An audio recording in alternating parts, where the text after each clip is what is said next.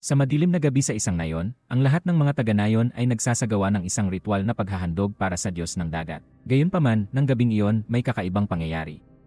Ang lalaking naiyahon ay nagsimulang kumilos ng kakaiba.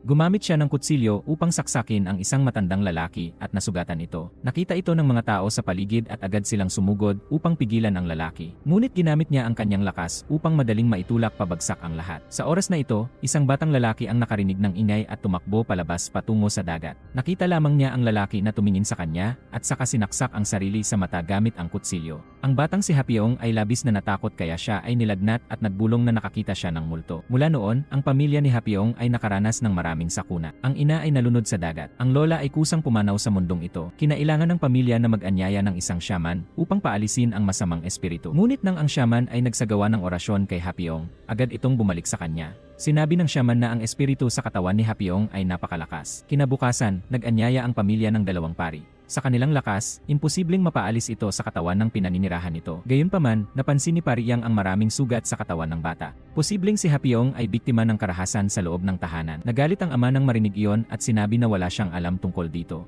Pagkatapos noon, si Pariyang at ang pamilya ni Hapiong ay lumabas. Si Pari Choi at si Hapiong na lamang ang naiwan sa silid. Sa oras na ito, ibinigay ni Pari Choi kay Hapiong ang kanyang tirahan na nagsasabing hanapin siya ng bata kung may kailangan ito. Ngunit nang si Pari Choi ay aalis na, hinila siya ni Hapiong pabalik at ibinulong ang pangalang Park In-do sa kanyang tainga. Matapos marinig ang pangalang iyon, si Pari Choi ay tila labis na napagod. Sinabi niya kay Pariyang na natagpuan na niya ang pananampalataya at nais na umuwi. Nang gabing iyon, ang bahay ni Pari Choi ay napakadilim at nakakatakot. Ang aso ay patuloy na tumatahol na tila may nakasalubong itong kung anumang bagay. Bigla, tumayo si Pari Choi, kumuha ng pamalo at malupit na pinatay ang aso. May nakababata pa siyang kapatid na lalaki sa loob ng bahay. Natakot ang kanyang kapatid at nagtago sa ilalim ng kama. Samantala, naalala ng ama ni Hapiong ang mga salita ng shaman. Nais niyang sirain ang espiritu sa pamamagitan ng pagpatay kay Hapiong. Sa kabutihang palad, napigilan siya ng lolo sa tamang oras. Tumakbo si Hapiong palabas ng may matinding takot. Bigla, naalala ng bata ang papel na ibinigay sa kanya ni Pari Choi. Pumunta si Hapiong sa bahay ni Pari Choi. Sa pagtingin sa bahay, si Hapiong ay labis na nataranta. Sa oras na ito, isang pulis na babae at ang kanyang anak na babae ang dumaan sakay ng sasakyan. Nang makita ang batang nakatitig sa bahay, napagtanto ng pulis na may nangyayari sa loob. Pumasok siya upang siyasatin ang bahay. Sa loob ng bahay, natagpuan ni Pari Choi ang pinagtataguan ng kanyang nakababatang kapatid. Biglang may kumatok sa pinto. Binuksan niya ito at nakatagpo ang pulis na babae. Napansin ng pulis ang dugo sa kamay ni Pari Choi. Kaya ginamit niya ang dahilan na papasok sa bahay upang humingi ng maiinom na tubig at masuri ang kalagayan. Labis na natakot ang pulis nang makita niyang patay na ang lahat ng tao sa bahay. Bukod dito, ang paraan ng pagpatay ay napakalupit. Agad siyang tumawag sa kanyang mga nakatataas upang humingi ng tulong. Pagkatapos nito, natagpuan ng pulis ang nakababatang kapatid. Biglang lumitaw si Pari Choi at inatake siya. Mabilis na napigilan ng pulis si Pari Choi na nagbigay ng pagkakataon sa nakababatang kapatid upang makatakas. Ngunit hindi siya naging sapat na kalaban para kay Pari Choi. Sa oras na ito, nakatakas ang nakababatang kapatid palabas. Napigilan at napatay ni Pari Choi ang pulis. Dumating din ang mga pulis kalaunan at inilabas ang bangkay ng pulis. Nasaksihan ng anak ng pulis ang pangyayaring ito at labis na nasaktan, hindi matanggap ang katotohanan. Nakita ni Hapiong ang kanyang nakakatakot na mukha sa bukid. Nawala rin si Pari Choi. Paglaki niya, si Hapiong ay naging isang super ng taksi. Ang tagpong iyon ay patuloy na bumabagabag kay Hapiong hanggang sa siya ay lumaki. Gayunpaman, patuloy pa rin niyang hinahanap si Pari Choi mula sa nakaraan. Dahil palaging iniisip ni Hapiong na ang naninirahan sa katawan ni Pari Choi ay ang masamang espiritong si Park In-do. Dahil sa kanyang kakayahang saikiko, nalalaman ni Hapiong kung saan nagtatago ang mga masamang espiritu. Nang gabing iyon, muling nanaginip si Hapiong tungkol sa isang kaso. Nagising siya ng biglaan. Pagkatapos nito, sinubukan niyang hanapin sa internet ang mga lugar na nasa panaginip. Kinabukasan, pumunta si Hapiong sa lugar na pinakakahawig ng nasa panaginip. Tunay nga, nakatuklas siya ng isang bangkay. Hiniling niya sa tagalinis doon na tumawag ng pulis. Mabilis na dumating ang mga ito sa pinangyarihan upang hawakan ang kaso. Dumating din dito ang investigador na si Gil Yaung. Nais ni Gil Yaung na malaman ang pangkalahatang kalagayan ng kaso. Ang biktima ay ang direktor ng isang kumpanyang pangkapaligiran na pinatay sa pamamagitan ng maraming nakamamatay na saksak. Ang kakaibang bagay dito ay ang paligid ay ganap na tuyo. Ngunit maraming tubig dagat sa katawan ng direktor. Nakakita rin ang pulis ng isang sasakyan malapit sa lugar kung saan natagpuan ang bangkay. Maraming mansa ng dugo sa sasakyan na nagpapatunay na doon pinatay ang direktor at saka dinala sa lugar na ito. Tiyak na may dahilan kung bakit itinapon ng pumatay ang bangkay sa imburnal. Pagkatapos nito, pumunta si Gil Yaung sa opisina ng direktor upang magsiyasat. Nalaman niya na kamakailan ay nagkaroon ng alitan ang direktor at isang empleyado. Pinilit ng direktor ang empleyado na magtrabaho sa malakas na ulan. Dahil dito, naaksidente ang empleyado, ngunit tumanggi ang direktor na magbayad ng kabayaran. Gayunpaman, ang empleyado ay naparalisa at kinailangang gumamit ng silyang digulong. Sa oras na ito, si Hapiong ay nasa bahay ng empleyado. Tinanong niya ang empleyado tungkol kay Pari Choi. Nang makita ang larawan, labis na nataranta ang empleyado. Tila may alam siya, ngunit mariin niyang pinaalis si Hapiong. Nang siya ay nasa labas na, nakatagpo ni Hapiong ang anak na babae ng empleyado. Sinabi ng batang babae kay Hapiong na kakaiba ang kilos ng kanyang ama nitong mga nakaraang araw. Ang kanyang mukha ay mukhang labis na takot. Pagkatapos nito, sinubukan pa ni Hapiong na magtanong ng karagdagang impormasyon, ngunit umalis ang bata nang walang sinasabi. Pagbalik sa sasakyan, nakatagpo ni Hapiong si Gil Yaong. Pumunta rin si Gil Yaong sa bahay ng empleyado upang magsiyasat. Sa sandaling makita niya si Hapiong, nakaramdam si Gil Yaong ng pamilyar na mukha. Ngayon na nakita siyang naroon sa bahay ng empleyado, hindi maiwasan ni Gil Yaong na maghinala. Kaya dinala niya si Hapiong sa himpilan ng pulis upang tanungin. Tinanong ni Gil Yaong kung bakit siya napunta sa mga lugar na yon. Sinabi ni Hapiong na siya ay may kakayahang psychico. Lumabas na si Hapiong ay naitala ng kamera sa pinangyarihan at sa opisina ng namatay na direktor. May nagbigay sa kanya ng impormasyon tungkol sa pinangyarihan ng krimeng iyon. Ngunit siyempre, hindi naniwala si Gil Yaong. Kaya pinanatili niya si Hapiong sa himpilan ng pulis hanggang gabi. Nang gabing iyon, muling nanaginip si Hapiong. May masamang nangyayari sa pamilya ng empleyado. Sa sandaling pinalaya siya ng pulis dahil sa kakulangan ng ebidensya, nagmadaling pumunta si Hapiong sa bahay ng empleyado. Doon, nakatagpo niya si Gil Yaong na nagsisiyasat. Pumasok silang dalawa at natuklasan na pinatay ang asawa ng empleyado. Ang empleyado at ang kanyang anak na babae ay wala sa lugar. Nais nilang lumabas upang maghanap. Hindi inaasahan, ang empleyadong kaninang umaga ay paralisado at nasa silyang digulong ay nakatayo na ngayon sa labas, nakatingin kina Hapiong at Gil Yaong nang may nakakatakot na titig. Pagkatapos nito, tumalikod ang empleyado at tumakbo palayo. Mabilis na hinabol siya ni Hapiong at Gil Yaong. Hindi inaasahan, ang empleyado ay hindi pala paralisado at napakabilis tumakbo. Sa wakas, naabutan siya ni Hapiong. Bumunot pa ang empleyado ng kutsilyo at nais patayin si Hapiong. Sa kabutihang palad, dumating si Gil Yaong upang tumulong sa tamang oras. Mabilis nilang napigilan ang empleyado. Inamin niya na pinatay niya ang kanyang asawa at anak na babae. Nabaliw si Gil Yaong nang marinig ito. Sumugod siya at paulit-ulit na sinuntok ang mukha ng empleyado. Nais niyang dalhin ang empleyado sa himpilan ng pulis, ngunit sa oras na iyon ay hindi na ito makalakad. Alam ni Hapiong na ang kaluluwa sa kanyang katawan ay umalis na. Wala siyang nagawa kundi buhatin ang empleyado papunta sa sasakyan. Hindi inaasahan, isinara ni Hapiong ang pinto, ikinulong si Gil Yaong sa bubungan, at dinala ang empleyado palayo. Sa oras na ito, dinala ni Hapiong ang empleyado sa kanyang kaibigang shaman na si Dongchul upang paalisin ang masamang espiritu at sabay na magtanong tungkol sa kinaroroonan ng masamang espiritong si Park Indo. Gayunpaman, inisip ni Dongchul na hindi siya sapat ang lakas upang wasakin ang masamang espiritong ito. Kaya nag-anyaya siya ng dalawang pari. Una, ang paring si Matthew ay nais suriin kung talagang sinasapian ang empleyado. Bigla, umupo ang empleyado at sinakal ang guro ni Matthew habang nagbubulong ng nakakatakot na tunog. Sama-samang tinali ng lahat ang empleyado. Pagkatapos nito, lumabas sila at iniwan ang guro na mag-isa upang isagawa ang orasyon. Sa oras na ito, dumating din si Gil Yaong. Iginiit niyang dalhin ang empleyado at nagbanta pa na arestuhin si Hapiong. Sa sandaling iyon, lumabas ang guro. Ang kanyang anyo ay medyo hindi panatag, ngunit tila naging matagumpay ang pagpapalayas ng espiritu. Bumalik ang dalawang pari. Dinala rin ni Gil Yaong ang empleyado pabalik sa himpilan ng pulis, ngunit natuklasan ni Hapiong na hindi pa napalayas ang espiritu mula sa empleyado. Binalaan niya si Gil Yaong na mag-ingat. Maaaring gumawa ng kakilakilabot na bagay ang empleyado. Tunay nga, matapos dalhin sa himpilan ng pulis, nagsimulang kumilos ng kakaiba ang empleyado. Patuloy siyang nagkamot hanggang sa dumugo at ayaw pa ring tumigil.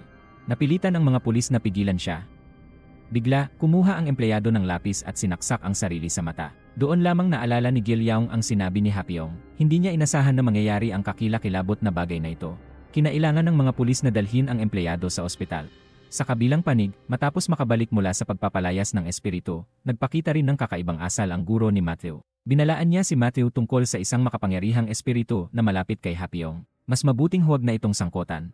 Hindi nagtagal, naglakad ang guro papunta sa gitna ng kalsada at nabangga ng sasakyan at namatay. Kinabukasan, pumunta si Hapiong sa burol ng guro ni Matthew. Alam niyang nabigo ang pagpapalayas ng espiritu noong nakaraang araw. Ngunit nais pa rin niyang hilingin kay Matthew na tulungan siyang magsagawa ng isa pang ritual upang hanapin ang nawawalang anak na babae ng pamilya ng empleyado. Hindi pumayag si Matthew dahil binalaan siya ng guro noon.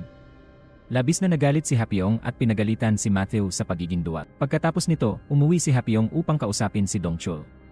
Ngunit alam din ni Dongchul na napakalakas ng espiritong ito. Kung magpapatuloy sila sa pagsisiyasat, magiging mahirap kontrolin ang mga kahihinatnan. Gayunpaman, sa panghihikayat ni Hapyong, pumayag si Dongchul. Pumunta siya sa ospital at tinulungan ang empleyado sa pagpapalayas ng espiritu. Ngunit masyadong mahina ang kapangyarihan ni Dongchul, kaya nagkaroon ito ng kabaligtarang epekto at siya ay nagsuka ng dugo. Hindi inaasahan, dumating si Matthew. Nais niyang palabasin ang lahat upang siya ang humarap sa demonyo. Matapos gamitin ang ilang pangunahing pamamaraan sa empleyado, ang demonyong nasa loob niya ay nagsimulang maghirap sa sakit. Pagkatapos nito, itinuro ng empleyado ang isang sulok. Inakala ni Matthew na ang kaluluwang nasa kanyang katawan ay nakatakas at nagtatago roon, kaya lumingon siya upang tingnan. Hindi inaasahan, ginulo lamang siya ng empleyado. Sinamantala nito ang pagkakataon upang iangat si Matthew sa hangin. Ipinatong ni Matthew ang krus sa noo ng empleyado at sa kabutihang palad ay nakatakas. Pagkatapos nito, nagpasya si Matthew na gumamit ng mas malakas na paraan. Ang demonyong nasa loob ng empleyado ay patuloy na humihingi ng tulong. Nang makita ito, tinanong ni Matthew ang empleyado kung may isa pang kaluluwa roon. Isinigaw ng empleyado ang pangalang Park Indo, nakaramdam ng matinding lamig si Matthew. Hindi niya alam na may napakalakas na kaluluwa na naroroon. Dahil dito, hindi niya ito malabanan. Nang umalis lamang ang kaluluwang iyon, saka pa lamang kumalma si Matthew. Si Matthew ay determinado pa ring hindi sumuko at tinapos ang huling hakbang ng ritual. Nalutas din ang demonyong nasa loob ng empleyado. Naglabas ang empleyado ng napakaraming tubig dagat mula sa kanyang bibig. Pagkatapos nito, lumabas si Matthew na mukhang pagod. Ipinasa niya ang empleyado sa pulis. Sasabihin niya sa pulis ang kinaroroonan ng anak na babae ng empleyado. Sa oras na ito, bumalik sina Hapyong at Gilyaong sa bahay ng empleyado upang ipagpatuloy ang paghahanap sa nawawalang anak na babae. Sa sandaling iyon, nakaramdam si Hapyong ng presensya ng masamang espiritu. Sinakal niya si Gilyaong. Matapos ang ilang sandali ng pakikipagbuno, sa wakas ay nakontrol ni Gilyaong si Hapyong. Nakawala rin siya mula sa pagkontrol ng masamang espiritu. Lumabas na malakas ang naging reaksyon ni Hapyong sa isang pagpatay na nagbigay ng pagkakataon sa masamang espiritu na pasukin ang kanyang katawan at magdulot ng kaguluhan. Sa sandaling iyon, may natuklasan si Hapyong sa loob ng isang kahon. Lumapit si Gilyaong upang suriin ito at natagpuan ang isang itim na uwak na nakatago sa loob. Maaaring ito ang anting-anting na tumulong sa demonyo upang makapasok sa katawan ng empleyado. Mabilis nilang kinuha ito upang sirain. Kalaunan, nakatanggap sina Hapyong at Gilyaong ng ulat tungkol sa kinaroroonan ng anak na babae ng empleyado, kaya nagmadali sila patungo sa lugar. Natagpuan at nailigtas nilang dalawa ang bata. Sa oras na ito, ang bata ay nasa matinding pagkabigla pa rin. Kinabukasan, sa ospital, pinuntahan muli ni Matthew ang empleyado upang tiyakin na siya ay ganap ng normal. Ang masamang espiritu sa loob ng katawan ng empleyado ay nawasak na. Sa kabilang panig, pinuntahan din ni Hapyong ang anak na babae ng empleyado.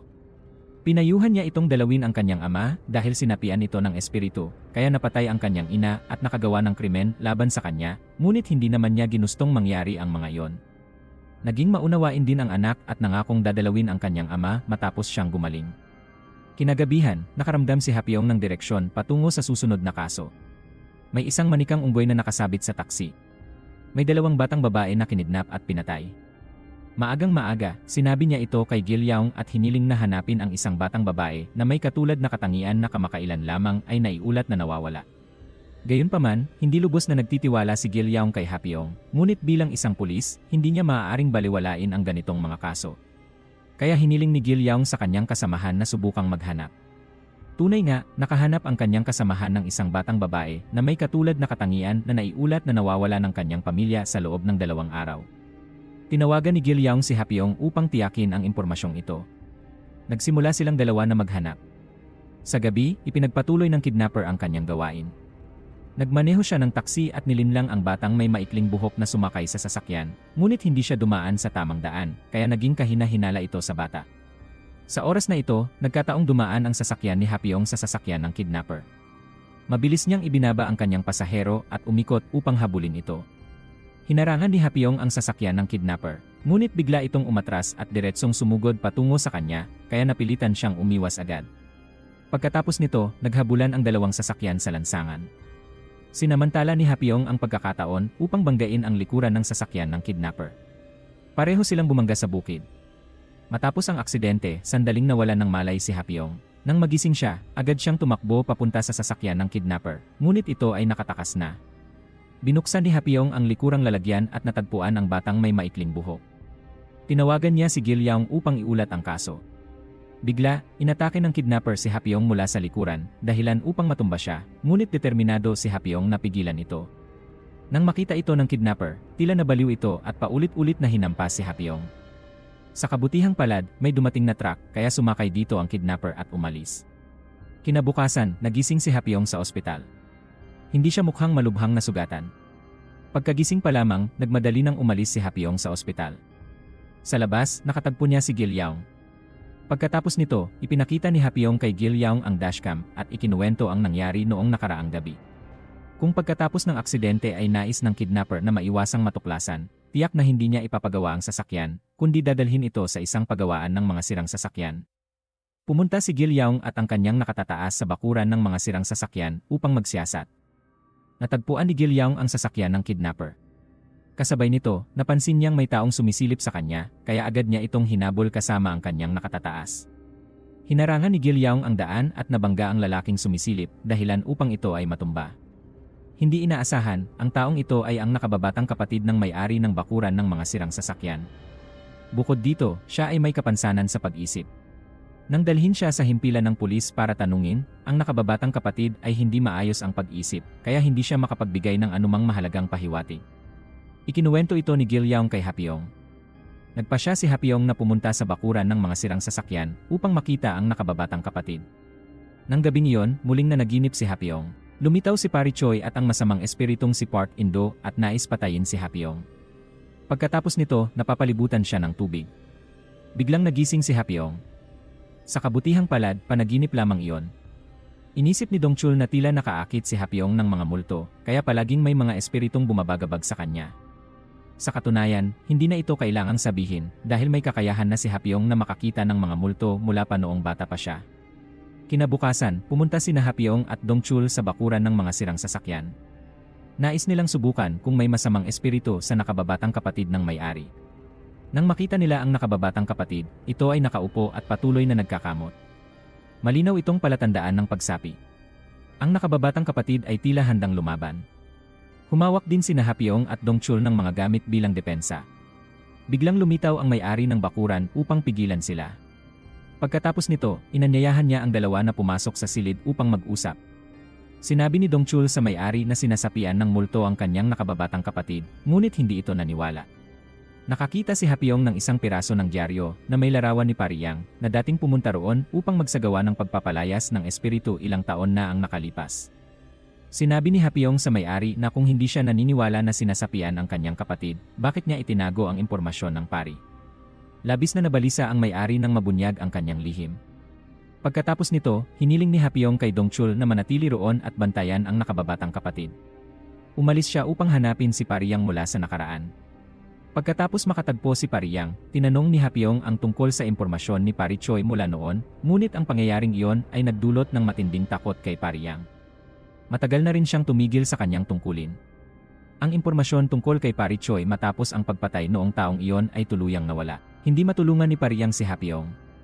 Sa gabi, napansin ng may-ari ng bakuran na kakaiba ang kilos ng kanyang nakababatang kapatid. Patuloy itong nagtatanong. Tinanong ng nakababatang kapatid ang may-ari kung bakit siya iniwan nitong bugbugin ng kanilang ina. Lumalabas na noong bata pa sila, madalas silang abusuhin ng kanilang tunay na ina.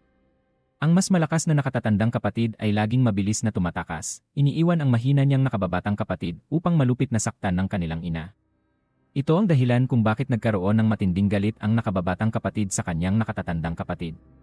Sa sandaling ito, napansin ng may-ari ng bakuran ang pagbabago sa kanyang nakababatang kapatid. Tumakbo siya palabas at humingi ng tulong kay Dongchul. Sa oras na ito, nakabalik na rin si Hapiong. Nais ni Hapiong na dalhin ang may-ari ng bakuran upang makipagkita sa isang tao. Sa kabilang panig, pumunta si Gil Yaong sa bahay ng ikatlong biktima na binanggit ni Hapiong. Ngunit hindi inaasahan, buhay pa ang batang babae. Inakala ni Gil Yaong na nagsisinungaling si Hapiong. Tinawagan niya ito at pinagalitan. Nais na niyang tapusin ang mga kasong may kinalaman sa espiritu na binabanggit ni Hapiong. Nagalit din si Hapiong dahil sa kabila ng lahat ng nangyari, hindi pa rin naniniwala si Gil Yaong sa kanyang kakayahang psychico. Pagkatapos nito, dinala ni Hapiong ang may-ari ng bakuran sa bahay ni Matthew. Hiniling niya kay Matthew na magsagawa ng orasyon upang paalisin ang masamang bagay sa katawan ng nakababatang kapatid. Upang mabigyan ito ng normal na buhay. Pumayag si Matthew sa kahilingan ng dalawa. Sumama siya kay Hapiong patungo sa bakuran. Gayunpaman, matapos suriin ang nakababatang kapatid, nagpasya si Matthew na hindi ito sinasapian. Mayroon lamang itong karaniwang sakit sa pag-isip. Dahil ang krus na hawak ni Matthew ay hindi tumugon sa anumang espiritu sa paligid, nais na niyang umalis. Ngunit pinigilan siya ni Hapyong. Iginiit niya na sinasapian ang nakababatang kapatid. Bigla, may isang uwak na lumipad sa kanilang harapan at bumangga sa sasakyan at namatay. Pagkatapos nito, maraming uwak ang nahulog mula sa langit. Pareho silang nagulat sa tagpong ito. Tiyak na may multo roon at ang multong ito ay hindi pangkaraniwan. Sa kabilang panig, kumain si Gilyaong at ang kanyang nakatataas. Nang ihain ng tagapagsilbi ang alak, pabirong sinabi ng nakatataas na ang babaeng ito ay tiyak na may peklat o tattoo kaya nakapambisang mahabang manggas. Biglang naalala ni Gilyaong ang batang may maikling buhok na dapat sana ay ikatlong biktima. Nakasuot din ito ng mahabang manggas. Nagpasya si Gilyaong na bumalik sa bahay ng batang may maikling buhok. Natuklasan ni Gilyaong na may mga bakas pa ng pagkakatali sa mga kamay ng bata. Totoong kinidnap siya, gaya ng sinabi ni Hapyong. Sa oras na ito, ikinuwento ng batang may maikling buhok kay Gilyaong ang lahat. Ngunit ang pinaka naging interesado si Gilyaong sa kwento ay ang katotohanang may kasabwat ang kidnapper. Sa oras na ito, nagpasya sina Matthew at Hapyong na muling magsagawa ng pagpapalayas ng espiritu sa nakababatang kapatid. Gayunpaman, wala pa rin itong naging reaksyon. Inilabas ni Hapyong ang larawan ni Pari Choi at tinanong ang nakababatang kapatid kung kilala niya ang taong ito. Hindi inaasahan, kilala rin ni Matthew ang larawan. Biglang namatay ang lahat ng ilaw. Lumingon ang may-ari ng bakuran upang kumuha ng ilaw. Nang muling magliwanag, natuklasan nilang nawawala na ang nakababatang kapatid. Nagtago ito sa gilid at biglang sumugod, hawak ang kutsilyo sa lig ni Matthew. Sinabi ni Hapyong sa may-ari ng bakuran na payuhan ang kanyang kapatid na tumigil, ngunit tahimik itong lumapit, hawak ang isang sipit. Tumingin ng diretsyo ang may-ari ng bakuran sa mga mata ni Hapyong at pinapaisip sa kanya ang tagpong pinapatay si Matthew. Hindi inaasahan, ang sinasapian ay ang may-ari ng bakuran, hindi ang kanyang nakababatang kapatid. Ang kanyang nakababatang kapatid ay sumusunod lamang sa utos ng may-ari ng bakuran at naging kasabwat niya. Pagkatapos nito, itinali nila sina Matthew at Hapyong. Sa oras na ito, nakatanggap ng tawag ang telepono ni Hapyong. Kinumpirma ni Gilyaong na totoo ang lahat ng impormasyong ibinigay niya. Ngunit nang mapansing walang sumasagot sa kabilang linya, napagtanto ni Gilyaong na nasa panganib si Hapyong. Agad siyang tumawag ng pulis upang humingi ng tulong. Sa oras na ito, nagising din sina Hapyong at Matthew. Sinabi ng may-ari ng bakuran na nang magsagawa si Matthew ng orasyon, nakaramdam siya ng sakit. Pagkatapos nito, nagsuka ang may-ari ng bakuran ng maraming tornilyo. Pagkatapos nito, sumugod siya upang pahirapan ang nakababatang kapatid. Kailangan daw itong bugbugin upang matutong sumunod. Bigla, tinanong ng may-ari ng bakuran si Matthew kung bakit hindi ito nakinig sa kanyang nakatatandang kapatid. Lumalabas na si Matthew ay ang nakababatang kapatid ni Pari Choi noon. Doon lamang napagtanto ni Hapyong na nais niyang kumpirmahin ito. Kaya sinubukan niyang tanungin si Matthew. Ngunit si Matthew ay nababagabag pa rin ng mga alaala ng nakaraan. Kaya hindi siya makapagbigay ng malinaw na sagot. Bigla, kumuha ang may-ari ng bakuran ng baseball bat at nagbalak na harapin ang dalawa. Sinubukan ni Hapyong na patagalin ang oras. Tinanong niya kung bakit ang may-ari ng bakuran ang sinapian ng masamang espiritu at hindi ang kanyang nakababatang kapatid. Sinabi ng may-ari na siya ay binabagabag ng multo mula nang patayin ng kanyang kapatid ang unang biktima. Ito ang batang babae na nagustuhan ng nakababatang kapatid. Ngunit tumanggi ang babae. Kaya siya ay pinatay. Naramdaman ng may-ari ng bakuran ang matinding kawalan ng kakayahan dahil hindi niya napigilan ang kanyang kapatid. Nang siya ay nasa pinakahina at walang magawa, nagkaroon ng pagkakataon ang masamang espiritu na pumasok sa kanyang katawan. Matapos ikwento ang lahat, nais na niyang ipagpatuloy ang pagpatay sa dalawa. Sa kabutihang palad, dumating si Gilyaong sa oras na iyon. Sumugod siya at pinalo ang may-ari ng bakuran. Sinubukan ng nakababatang kapatid na iligtas ang may-ari at siya rin ay ilang beses na natamaan. Sinamantala ng may-ari ang pagkakataon upang tumakas. Sumakay si Gilyaong sa sasakyan at hinabol siya. Ngunit hindi inaasahan, binutas nito ang gulong ng kanyang sasakyan. Bumalik ang ilan upang tanungin ang nakababatang kapatid kung saan pupunta ang may-ari. Ngunit sa sobrang takot, wala itong masabi. Biglang naalala ni Gilyaong ang batang may maikling buhok. Kung tama ang kanyang hinala, pupuntahan ng may-ari ang batang iyon. Nang dumating sina Hapyong at Gilyaong sa bahay ng batang may maikling buhok, sinabi ng anak na babae na ang kanyang ina ay pumunta sa pamilihan. Mabilis silang nagmaneho upang hanapin ito.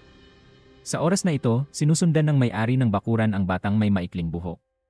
Labis itong nag-aalala at tumakbo pa uwi ngunit aksidenteng nahulog ang susi ng pinto. Lumitaw ang may-ari at dinala siya palayo. Dinala niya ang batang may maikling buhok sa bahay ng kanyang ina. Pagkatapos nito, dinala niya ito sa isang lihim na silong. Sa oras na ito, napansin ni Matthew na kumalma na ang nakababatang kapatid. Tinanong ni Matthew ang nakababatang kapatid kung saan nagpunta ang may-ari ng bakuran. Matapos ang ilang sandaling panghihikayat, sa wakas ay sinabi nito ang kinaroroonan ng may-ari. Nang malaman ni Hapiong at Gilyaong ang lugar, agad silang pumunta roon. Sumugod silang dalawa at pinalo ang may-ari, dahilan upang ito ay sumigaw sa sakit. Pagkatapos nito, nawalan ng malay ang may-ari ng bakuran. Pinalad na makatakas ang batang may maikling buhok. Pagkatapos nito, dinala ni Gilyaong ang may-ari sa sasakyan upang dalhin ito sa himpilan ng pulis. Hiniling ni Hapiong na bigyan siya ng kaunting oras upang paalisin muna ang masamang espiritu sa may-ari. Kung hindi, natatakot siya na baka ito ay muling pumanaw. Pumayag si Gilyaong. Ngunit nang muli nilang tingnan ang may-ari ng bakuran, kinakain na nito ang sarili nitong kamay. Sinubukan nilang pigilan ito. Ngunit nakalok ang pinto ng sasakyan mula sa loob. Wala silang nagawa kundi panoorin habang ang may-ari ng bakuran ay pumanaw. Mabilis na isinara ng pulis ang lugar. Sa oras na ito, tinanong ng nakatataas si Gilyaong tungkol sa kakaibang pagkamatay ng may-ari ng bakuran. Hindi maintindihan ni Gilyaong. Lahat ay tila na ipahayag na ni Hapiong noon pa man. Siya ay isang saksi lamang. Kung totoo ang sinasabi ni Hapiong, kung gayon, tunay ngang may mga multo sa mundong ito. Ang usaping ito ay lalo pang naging masalimuot. Kinabukasan, nagtakda si Hapiong ng pagkikita kay Matthew upang magtanong tungkol kay Pari Choi. Inamin din ni Hapiong na siya ang batang pinagmumultuhan na minsang nagpakita sa harap ng bahay ni Matthew noon. Sa oras na yon, naunawaan ni Matthew ang problema. Ikinuwento ni Matthew na matapos patayin ng kanyang kapatid ang kanilang buong pamilya, tuluyan na itong nawala. Hindi na ito muling nagpakita kay Matthew. Sinabi ni Hapiong na sa katawan ni Pari Choi ay naninirahan ang pinakamakapangyarihang masamang espiritu na si Park In-do. Hindi makapaniwala si Matthew kaya tumalikod siya at umalis. Sa oras na yon, may isang lalaking umakyat sa bundok at aksidenteng nakadiskubre ng isang kalansay. Mabilis ding natukoy ng pulis ang pagkakakilanlan ng namatay. Hindi inaasahan, ito ay si Pari Choi. Lumitaw ang tanong kung nasaan na ngayon ang espiritu ni Park In-do. Tumakbo si Hapiong papunta sa lugar upang tiyakin ito, ngunit hindi siya pinayagan ng pulis na pumasok. Napilitan siyang pumunta sa bahay ng saksi upang magtanong. Sinabi ng saksi kay Hapiong na dahil sa ulan ay nahugasan ang lupa kaya lumitaw ang kalansay. Sa mga karaniwang araw, madalas siyang dumaan doon ngunit wala siyang napansin noon. Lalong naghinala si Hapiong. Sa kabilang panig, bumalik si Gilyaong sa himpilan ng pulis. Siya ay sinuspinde sa trabaho dahil hinayaan niyang mamatay ang may sala sa 2 kamakailang kaso at ang isa pa ay nasugatan. Ngunit iyon ay gawa ng demonyo. Paano niya iyon mapipigilan? Alam ni Gilyaong na kahit paano pa niya ipaliwanag, walang maniniwala sa kanya. Kaya galit siyang tumalikod at umalis. Sa labas, nakatanggap siya ng tawag mula sa hepe. Nais ng hepe na makipagkita kay Gilyaong upang sabihin ang isang lihim. Sa oras na yon, pumunta sina Pariyeong at Matthew sa himpilan ng pulis upang kilalanin si Pari Choi.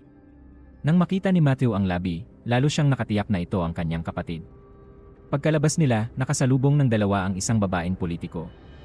Kakilala ito ni Pariyeong at madalas silang magkasama sa mga gawaing pangkawang gawa. Sa pagkakataong ito, pumunta ang politiko upang kausapin ang hepe at pakiusapang itigil ang investigasyon tungkol sa kalansay. Labis ang kanyang pagkadismaya sa hepe.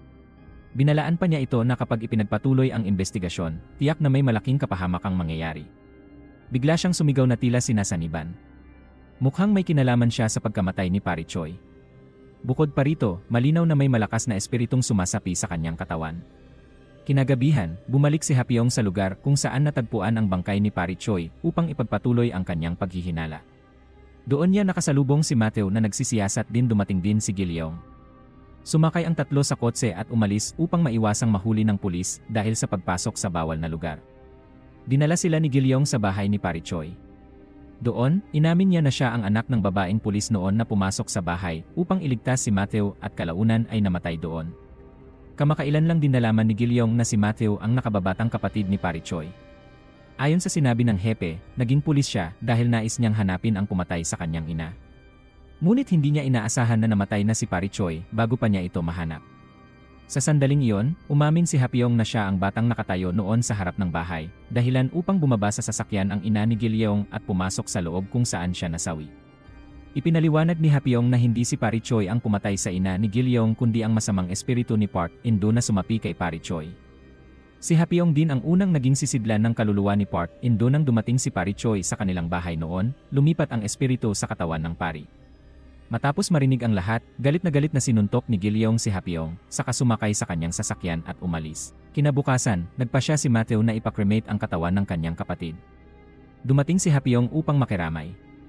Dahil kay Park In-do, naging mamamatay tao ang kapatid ni Matthew at nawala sa kanya ang buong pamilya sa isang gabi. Punong-puno ng galit si Matthew at nagdesisyon siyang tulungan si Hapiong na hulihin ang demonyo. Binalaan siya ni Hapiong na mapanganib ito, ngunit determinado si Matthew. Kinagabihan, isang babaeng mahaba ang buhok ang naghahanda ng kitilin ang sariling buhay. Bigla siyang nakatanggap ng text message na may mensaheng, patayin silang lahat. Pagkatapos nito, tila nagbago ang kanyang pagkatao. Napansin niya ang isang direktor at tinangkang patayin ito, ngunit nabigo. Sa oras na yon, nakatanggap ang pulis ng ulat tungkol sa pagkawala ng isang empleyado sa opisina.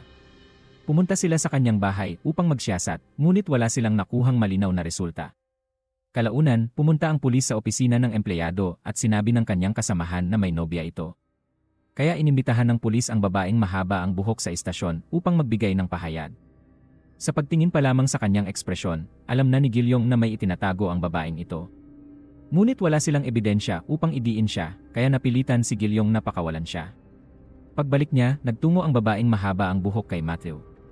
Sinabi niya na siya ay sinasaniban ng multo. Ngunit sa pagtingin ni Matthew sa kanyang kilos at mukha, pinayuhan niya itong magpatingin sa ospital para sa pag-isip. Nang banggitin ng babae ang pangalan ng demonyong sumasapi sa kanya, nagulat si Matthew. Hindi niya inaasahan na si Park In-do iyon. Kinagabihan, dinala ni Matthew si Hapiong sa bahay ng babae. Natuklasan nilang may balak itong pumatay kaya agad nila itong pinigilan. Napansin ni Hapiong na may magasin ng isang organisasyon sa bag ng babae. Habang pinipigilan ni Hapiong at Matthew ang babae, sumisigaw ito ng malakas na siya ay ginahasa. Dahil dito, dumating ang mga tao upang pigilan si Hapiong at Matthew at nagkaroon ng pagkakataon ang babae na tumakbo papasok ng bahay. Mabilis ding dumating ang pulis. Dahil inakala nilang may masamang balak sina Hapiong at Matthew, balak sana silang dalhin sa istasyon para imbestigahan. Mabuti na lamang at dumating si Gilyong upang magpaliwanag. Biglang bumukas ang pinto ng bahay ng babae. Nakita nilang hiniwa nito ang sarili niyang kamay. Lahat ay nagulat sa pangyayari. Pagkatapos nito, dinala ng pulis ang babae sa ospital, habang sina Hapiong at Matthew ay dinala sa istasyon ng pulis. Sa ospital, tinanong ni Gilyong ang babae kung pinatay nito ang kanyang nobyo at itinago ang bangkay. Inamin ng babae at itinuro kung saan niya itinago ang bangkay ng nobyo. Agad na umalis si Gilyong at ang kanyang nakatataas upang puntahan ang lugar. Ngunit habang nasa daan, naalala ni Gilyong ang babala ni Hapiong na mag-ingat sa mga taong sinasaniban. Alam niya kung gaano kalala ang maaaring mangyari. Sinabihan ni Gilyong ang kanyang nakatataas na magtungo sa lugar kung saan itinago ang bangkay at siya ay babalik muna sa ospital. Ngunit pagbalik niya, wala na roon ang babae. Samantala, natagpuan ng nakatataas ang sasakyan kung saan iniwan ng babae ang bangkay ng nobyo. Sa oras na yon, nasa istasyon si Hapiong. Muli siyang sinaniban at nakita niya ang babae na pinapatay ang direktor. Napansin ni Matthew na kakaiba ang kilos ni Hapiong kaya nilapitan niya ito. Ngunit si Hapiong, na kontrolado ng espiritu, ay sinakal si Matthew. Dumating si Gilyong sa tamang oras at naalimpungatan si Hapiong.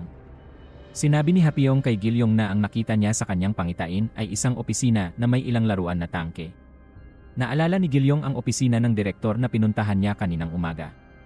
Sinabihan niya sina Hapiong at Matthew na bumalik muna. Gusto sana ni Hapiong na sumama, ngunit hindi pumayag si Gilyong. Magkasamang nagtungo si Gilyong at ang kanyang nakatataas sa opisina. Pagdating nila, naghiwalay sila upang magsiyasat. Habang naglalakad mag-isa ang nakatataas, biglang lumitaw sa likuran niya ang babaeng mahaba ang buhok at sinakal siya. Sa kabilang banda, nagpasya rin si Hapiong na mag-imbestiga ng mag-isa. Hiniling niya kay Matthew na pasukin ang bahay ng babaeng mahaba ang buhok.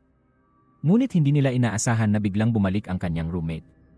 Mula sa mga sinabi ng roommate, nalaman nilang hindi pinatay ang nobyo ng babae.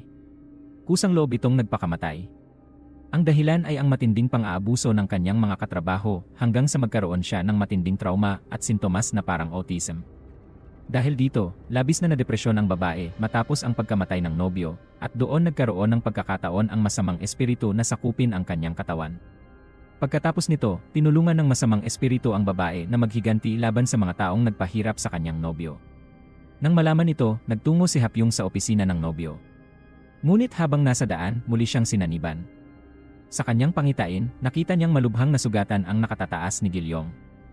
Nawalan ng pokus si Hapyong at muntik nang maaksidente ang kanilang sasakyan.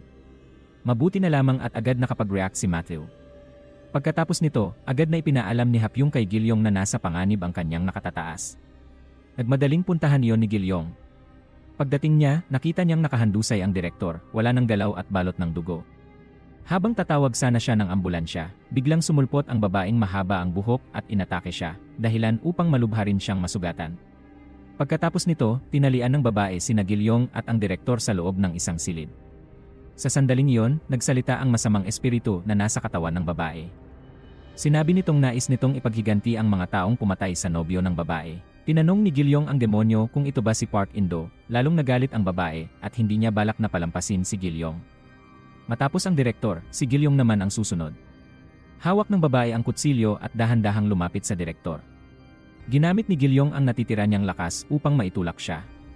Dahil dito, lalong nagalit ang babae at nagpasya na si Gilyong muna ang papatayin. Sa kabutihang palad, dumating sina Hapyong at Matthew. Nang marinig ng babae ang ingay, agad siyang tumakas. Naghiwalay ang dalawa upang habulin siya sa magkaibang direksyon. Hinabol siya ni Matthew nang nakatakbo, habang mas mabilis namang nakapag-isip si Hapyong, sumakay siya sa kotse at nabangga ang babaeng mahaba ang buhok. Pagkatapos nito, bumaba siya sa sasakyan at sinubukang hulihin ang babae, ngunit sinakal siya nito.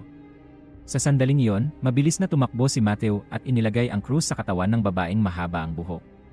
Agad nitong binitiwan si Hapyong at bumagsak sa lupa na walang malay. Pagkatapos nito, bumalik si Hapyong sa opisina upang iligtas si Gilyong. Natagpuan din nila ang nakatataas na bihag. Samantala, dinala ni Matthew ang babaeng mahaba ang buhok upang palayasin ang masamang espiritu. Nais ding tumulong ni Hapyong at Gilyong.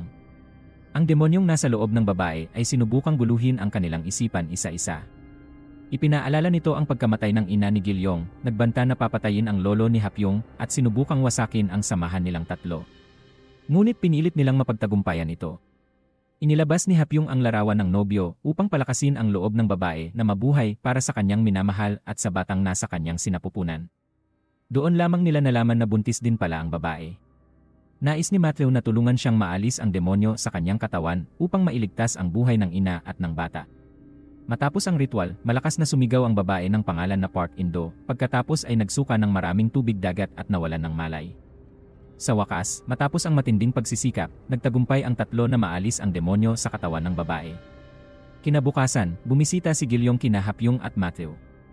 Matapos ang napakaraming pangyayari, tuluyan nang naniwala si Gilyong kay Hapyong.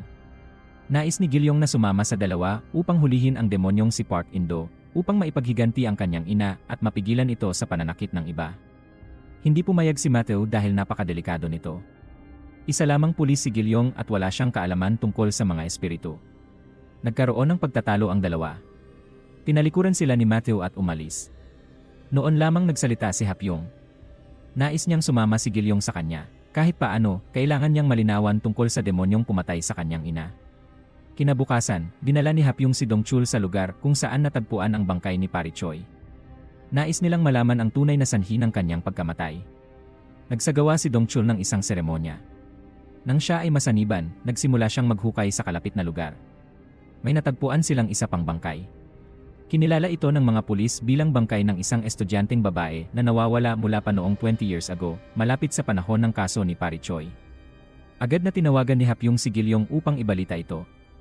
Hindi inaasahan, pamilyar kay Gilyong ang kasong ito. Ang pagkawala ng estudyanteng babae ay napakahiwaga, at ang nag-imbestiga noon ay ang kanyang ina. Pagkatapos ibaba ang tawag, hinanap ni Gilyong ang mga gamit ng kanyang ina. Natagpuan niya ang talaan ng investigasyon ng kanyang ina, na naglalaman ng mga impormasyong natuklasan tungkol sa kaso ng estudyanteng babae. Doon niya nakita ang pangalan ng isang pinaghihinalaan ng kanyang ina, at ito ay ang babaeng politiko na si Hongjo. Samantala, natuklasan din ni Matthew ang isang pagkakatulad sa mga taong nasaniban. Napag-alaman niyang lahat sila ay nakakakilala kay Hongjo at nakatanggap ng tulong mula sa organisasyon nito.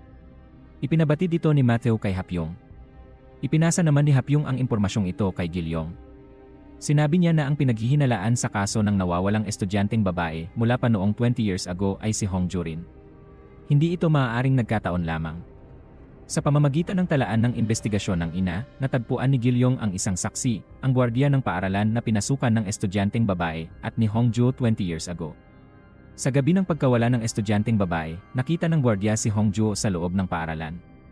Ngunit kalaunan ay binago ng gwardiya ang kanyang pahayag. Tiyak na may nagbanta sa kanya. Sa kasalukuyan, may sakit sa pag-isip ang gwardiya at nasa ospital. Pumunta roon sina Hapyong at Gilyong upang makita siya.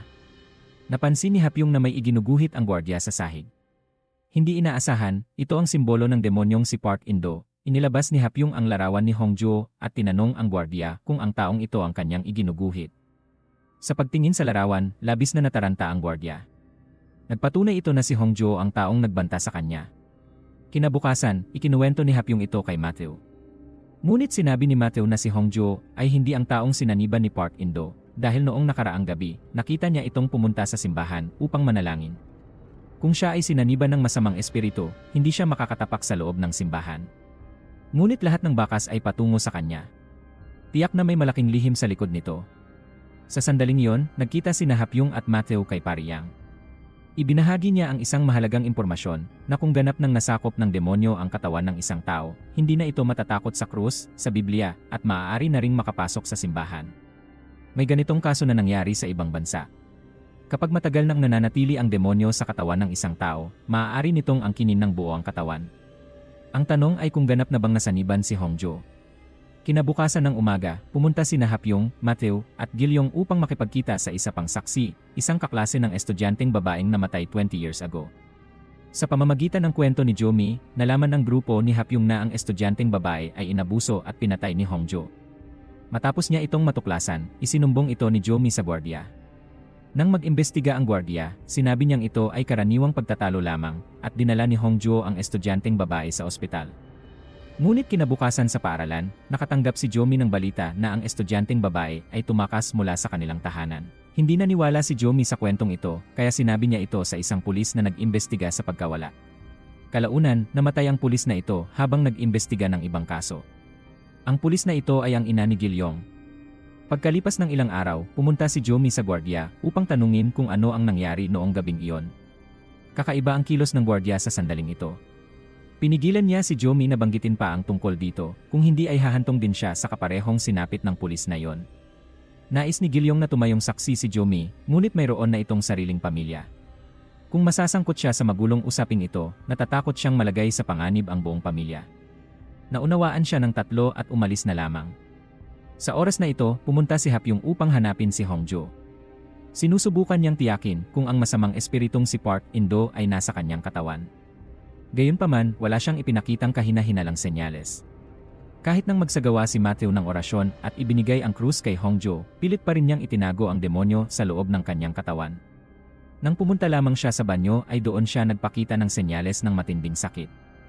Sa sandaling iyon, nakahanap si Hapyong ng ibang paraan upang matiyak kung ang isang tao ay sinaniban ni Park In-do o hindi.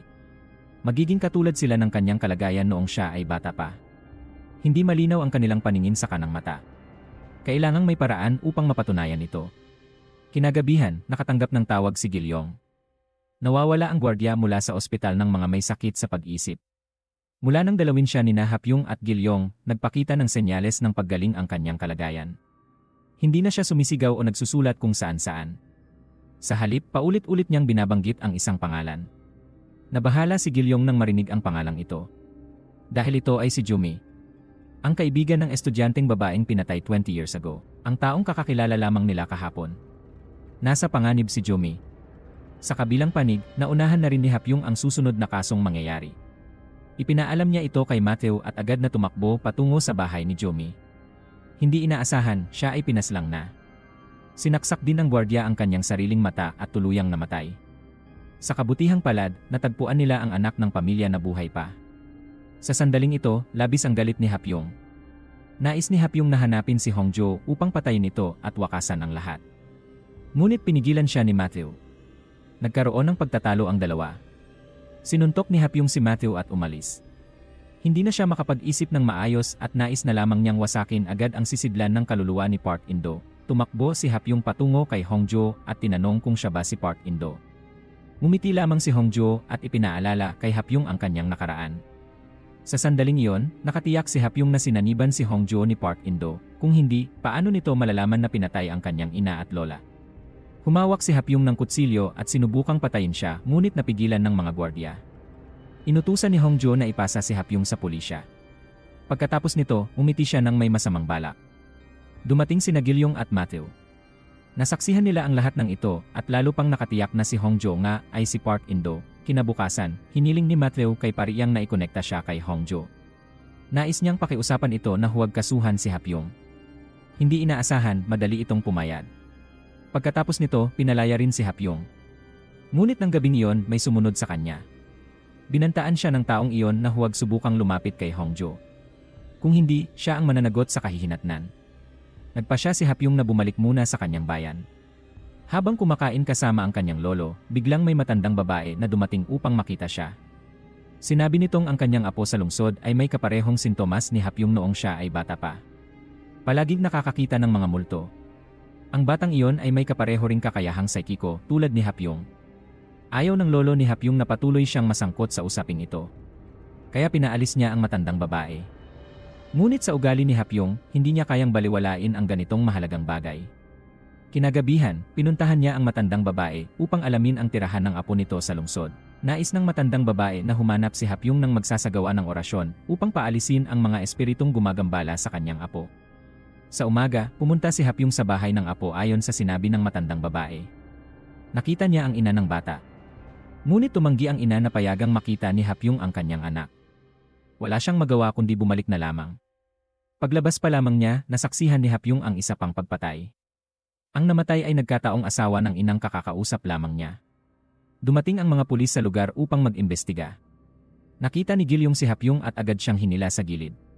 Ikinuwento niya kung bakit siya naroon. Pagkatapos nito, inusisa ni Gilyong ang asawa.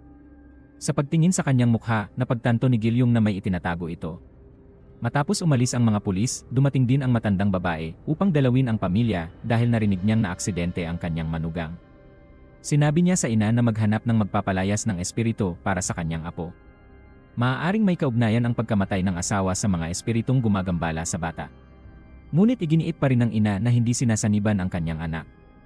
Kinabukasan, muling ipinatawag ang ina sa istasyon ng pulis upang magbigay ng pahayag. Doon nalaman na madalas mag-away ang mag-asawa at hiwalay na rin ang dalawa. Ngunit bakit bumisita pa ang asawa sa babae? Sa sandaling iyon, biglang nagalit ang ina. Naiinis siya na inuusisa ng pulis ang mga personal na usapin ng kanilang pamilya. Iginiit niyang wala siyang alam at wala siyang kinalaman sa pagkamatay ng kanyang asawa. Dahil sa ugali ng ina, lalo pang naghinala si Gilyong. Samantala, sinamantala ng matandang babae ang pagkawala ng ina upang dalhin sina Hapyong at Matthew sa kanyang apo. Ayon sa kwento ng bata, nalaman ni Hapyong na marami na siyang nakikitang multo nitong mga nakaraang araw. Madalas siyang sundan ng mga ito at unti-unting lumalapit sa kanya. Sa mga multong iyon, may isang babaeng nakapula na madalas niyang makita sa tabi ng kanyang ama. Sa tuwing binabanggit ng bata ang multong ito, parehong nagagalit ang kanyang mga magulang. Tiyak na may kaugnayan ang babaeng multo sa mag-asawa. Sa puntong iyon, sinubukan ni Matthew na magsagawa ng eksorsismo, ngunit walang naging reaksyon ang bata. Ibig sabihin, hindi siya sinasaniban. Dumating ang ina at nagalit nang makita sina Matthew at Hapyong. Ngunit bigla, nakita ng bata ang multo na naglalakad sa tabi ng kanyang ina. Sa pagkakataong ito, tunay nang sinaniban ang bata.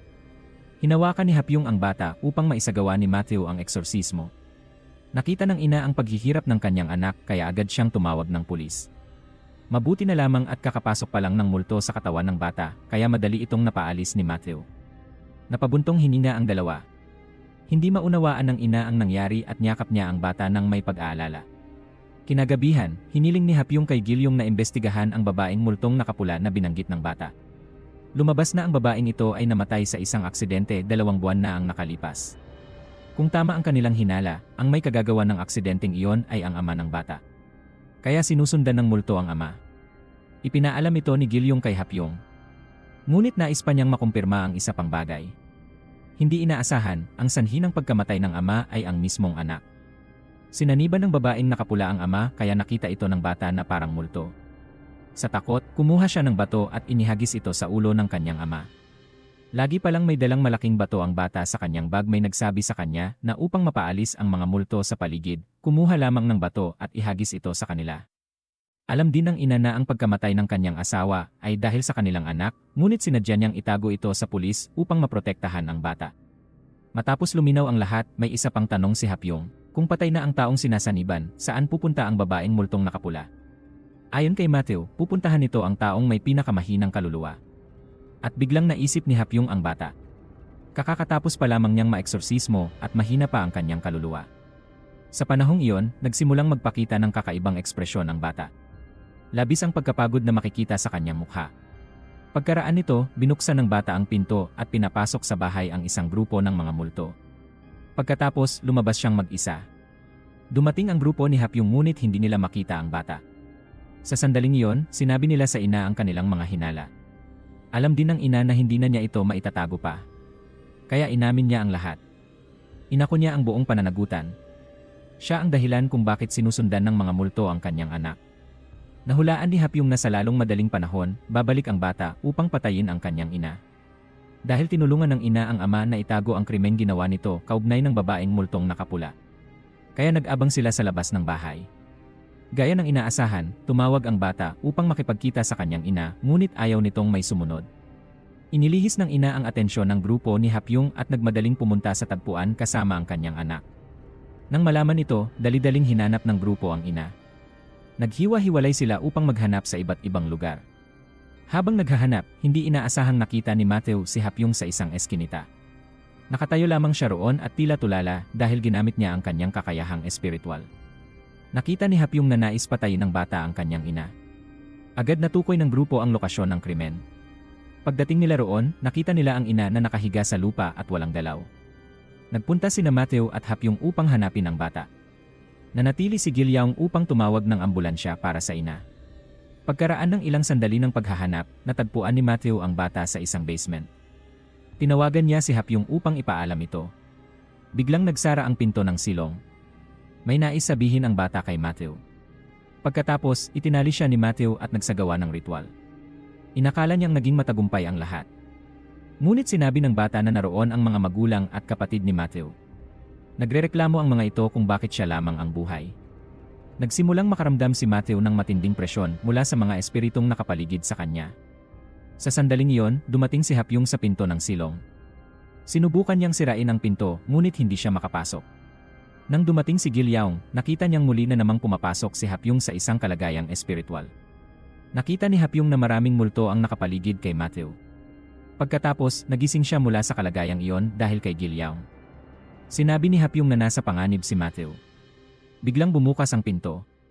Lumabas si Matthew na pagod ang mukha at tila ubos ang lakas ng kanyang katawan. Dali-daling dinala siya ni Gilyaong sa ospital. Sa ospital, nagkaroon si Matthew ng bangungot at biglang nagising. Ang unang naalala niya ay ang batang sinusundan ng espiritu. Kapag hindi agad na isagawa ang eksorsismo, mapapahamak ang bata. Sa kabila ng kawalan niya ng lakas, nakiusap pa rin si Matthew na dalhin siya sa bata upang maisagawa ang ritual.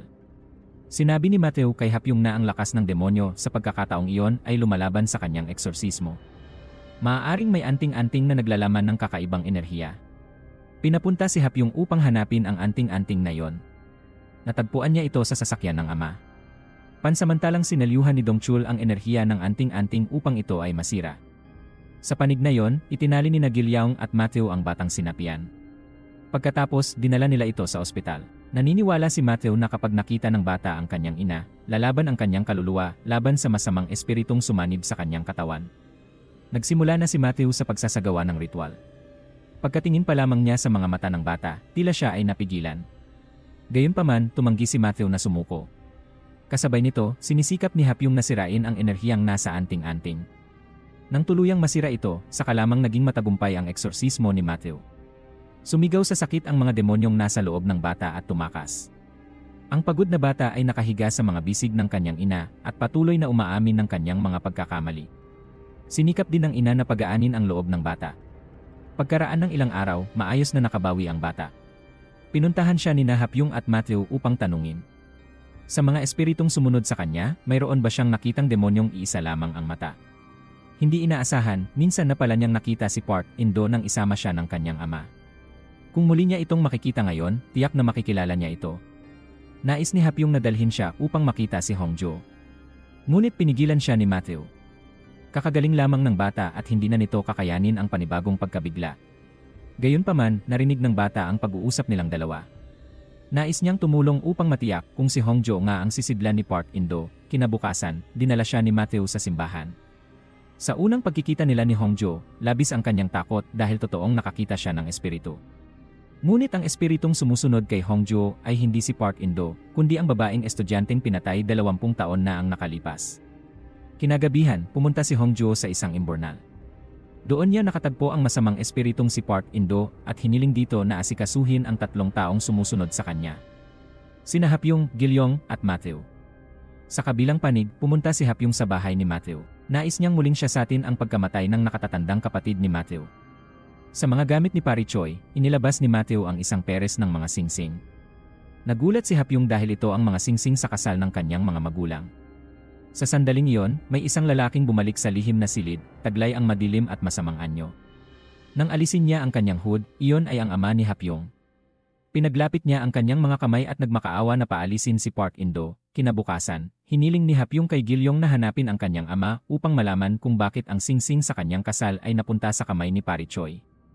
Sa pamamagitan ng investigasyon, nalaman nilang nakatira ito sa isang samahan para sa mga walang tirahan. Pumunta si Hapyong sa samahang iyon upang hanapin ang kanyang ama. Nang makita siya, mabilis na tumakbo palayo ang kanyang ama. Naniniwala pa rin ito na sinasapian pa rin siya ng masamang espiritong si Park In-do. Inatake ng ama si Hapyong gamit ang kutsilyo at nasugatan siya. Nang makita ni Hapyong ang kalagayan ng kanyang ama, wala siyang nagawa kundi ang hayaan ito. Sa gabi, pinalitan ni Matthew si Hapyong upang kumuha ng impormasyon mula sa ama. Naniniwala pa rin ang ama na si Matthew ay taong ipinadala ni Park In-do upang patayin siya. Ngunit nang sabihin ni Matthew na siya ang nakababatang kapatid ni Pari Choi 20 taon na ang nakalipas, pinapasok siya ng ama. Sa kwento ng ama, nalaman ni Matthew ang buong pangyayari. Matapos patayin ang buong pamilya nito, umakyat sa bundok si Pari Choi at kusa nitong tinapos ang kanyang buhay. Nasaksihan ito ng ama ni Hapyong at sinubukan niya itong pigilan. Hinawakan ni Pari Choi ang kanyang daliring may singsing at binali ito. Kaya napunta ang singsing sa kasal ng ama sa kamay ni Pari Choi. Sa sandaling iyon, naglabas ang ama ng ilang kwaderno. Hindi inaasahan, 20 taon pala siyang naghahanap ng mga taong may pangalang Park In-do. Natuklasan niya ang dahilan kung bakit tumatanggi ang masamang espiritu na muling isilang at matigas na nananatili sa mundong ito. Gayunpaman, sa loob ng 20 taon, wala siyang natagpo ang taong may kahalintulad na pangalan. Masasabing ang pangalang Park In-do ay gawa-gawa lamang ng mga tao. Sa katunayan, hindi ito tunay na umiiral. Kinabukasan, ikinuwento ni Matthew ang lahat kay Hapyong at Gilyong. Iniisip ni Matthew na sinusubukan ng ama ni Hapyong na patunayan na hindi si Hapyong si Park In-do, ngunit nagalit si Hapyong. Hindi niya kailangan ang mga bagay na yon. Ang kailangan niya ay ang tunay na pagmamahal ng isang ama na kailanman ay hindi niya natanggap. Umalis si Hapyong na puno ng hinanakit. Kinabukasan, pumunta si Gilyong at Matthew sa bayan ni Hapyong upang alamin ang alamat tungkol kay Park In-do. Sa gabay ng mga taga-nayon, nagtungo ang dalawa sa tahanan ng lolo ni Hapyong. Siya ang pinakamatandang tao roon at nakasaksi sa unang paglitaw ng masamang espiritu. Pagdating sa bahay, dumiretso sila sa paksa. Tinanong nila ang lolo ni Hapyong kung ano ang pinagmula ni Park In-do. Naglabas ang lolo ni Hapyong ng isang kahon ng mga dokumento at ikinuwento ang unang taong sinapian ng multo 60 taon na ang nakalipas.